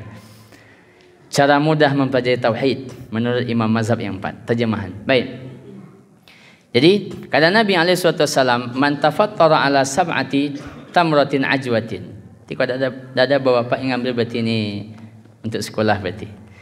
Kata Nabi, siapa yang sarapan pagi dengan 7 buah kurma, kurma ajwa, kata Syekh Wahid bisa kurma yang lain kalau tidak punya, maka dia tidak akan terkena racun dan tidak terkena sihir di hari itu. Walaupun ini berat, karena kita orang Minang ini sarapan pagi kita masalah banyak dan semuanya berat-berat semua, lontong, soto, nasi goreng, macam-macam. Ini kita, tapi intinya Bapak Ibu, ini kan bagian dari pendidikan makanan. Jadi kita sebisanya kita kurangilah. Sebisanya minimal kita kurangi. Apa yang bisa kita kurangi. Hal-hal yang berbau penyedap, ibu-ibu yang suka masak pakai penyedap dikurangi. Kalau bisa dikosongkan jauh lebih baik. Karena itu juga kalau dari sisi tinjauan kesehatan, zat yang tidak larut di darah. Dan itu yang banyak menyebabkan orang terkena serangan jantung. Wallahu taala alam. Baik. Ini kira-kira Bapak Ibu rahmatullah subhanahu wa ta'ala. Jadi kewajiban kita ada pada hal yang banyak tadi. Dan itu kita bagi-bagi dengan lembaga pendidikan. Pendidikan Al-Qur'annya, ilmiahnya Al-Qur'annya, pendidikan adabnya juga. Hal-hal yang menjadi cover sekolah berarti kita sifatnya kerjasama. Yang tidak menjadi sekolah itu kewajiban kita. Baik yang sudah bisa kita lakukan atau mungkin yang belum baru kita usahakan, yang penting kita berusaha. Jadi mendidik anak itu tanggung jawab ayah pada kesimpulannya, dan istri sebagai orang yang membantu, mungkin bahasanya asisten atau apalah bagi suami, dan lembaga pendidikan adalah tempat kita bekerja sama dalam mewujudkan cita-cita kita. Karena kalau kita berbicara tentang lembaga pendidikan, kita ini Bapak Ibu, lembaga pendidikan setiap kita itu 3 secara umum. Satu adalah rumah, yang kedua adalah masjid, dan yang ketiga baru sekolah. Hanya 3 lembaga pendidikan. Rumah yang utama sekali, lalu masjid, lalu sekolah. Sekolah pada posisi yang ketiga. Kalau rumah 24 jam, kecuali ada kebutuhan kita keluar. Kalau masjid minimal 5 kali sehari semalam kita ke masjid. Itu kan pendidikan. Kemudian yang ketiga baru lembaga pendidikan. Berlembaga pendidikan, di situ anak kita belajar, dia menghafal Quran, mengenal gurunya. Kalaupun ada anak-anak kita yang lebih mendengarkan suara gurunya dibandingkan suara kita, Bapak Ibu jangan merasa kecewa. Awak ngecik nak dengarnya Ustaz, guru ngecik dengarnya. Bapak jangan kecewa. Itu sebenarnya kebaikan yang dimiliki anak-anak kita. Tinggal dia meningkatkan sisi yang lain. Kan sisi dengan guru sudah bagus, berarti tinggal sisi dengan orang tua. Dan jangan yang ini disalahkan. Guru saya pada ngamuk, nak pada ngah. Orang tua kan begitu dia. Ketika dia bilang sesuatu, ditolak anaknya, dia salahkan guru. Ini jangan. Kalau anak kita mendahulukan perkataan guru, berarti penghormatan kepada gurunya bagus. Tinggal kalau ada sisi penghormatan kepada orang tua yang kurang, ini yang kita perbaiki. Dan tentu termasuk salah satu cara memperbaiki, kita pesankan kepada gurunya. Pak Ustaz tolong ya, anak saya bilang supaya berbakti, juga payah bekerja. Itu maksudnya. Jangan kita patahkan. Kalau orang patahkan Bapak Ibu dua-duanya jadi rusak. Guru-guru saya pada ngamuk, tak pada ngah. Dua-duanya jadi rusak. Tapi kalau dia cari solusi, insya Allah dua-duanya akan menjadi kebaikan. Sehingga gurunya nanti akan mengatakan setiap pagi, setiap siang, setiap sore, anak-anak Ustaz dengan orang tua kita berbakti. Dengarkan perkataan Ustaz, dengarkan juga perkataan orang tua, dan seterusnya. Banyak kisah-kisahnya. Ini sebagai penutup. Baik, kita cukupkan Bapak Ibu rahmatullah subhanahu wa ta'ala. Semoga apa yang kita sampaikan menjadi renungan bagi kita. Baik kita mendidik anak secara umum di rumah kita maupun kita bekerja sama dengan lembaga, dan kita berdoa kepada Allah Subhanahu wa taala semoga Allah berikan kepada kita anak-anak yang Allah sebutkan dalam doa dalam surah Al-Furqan itu, Rabbana hablana min azwajina wa dzurriyyatina qurrata a'yun waj'alna lil muttaqina imama. Atau doa Nabi Ibrahim alaihissalam, Rabbi habli minas salihin, Rabbi habli minas salihin. Atau doa Nabi Ibrahim alaihissalam, Rabbi ja'alni muqimas salati wa min zurriyyati. Rabbi ja'alni muqimas salat wa min zurriyyati, dan doa-doa yang lain yang berkenaan dengan doa kebaikan-kebaikan untuk anak-anak kita. Baik, itu mungkin barangkali Bapak Ibu rahmatullah subhanahu wa ta'ala. Mohon maaf kalau agak kepanjangan, tapi semoga menjadi hikmah dan renungan bagi kita semua. Dan jazakumullah khairan pada ustaz, para ustazah, dan semua pengurus yang ada di Ibnu Taimiyah, dan semua Bapak Ibu wali santri, dan semua kita bersama-sama dan bekerja sama untuk melahirkan generasi yang mudah-mudahan lebih baik dibandingkan kita, dan menjadi generasi yang soleh dan bermanfaat bagi agama kita. Subhanakallahumma bihamdik, asyhadu an la ilaha illa anta, wa astaghfiruka wa atubu ilaik. Wassalamualaikum warahmatullahi wabarakatuh.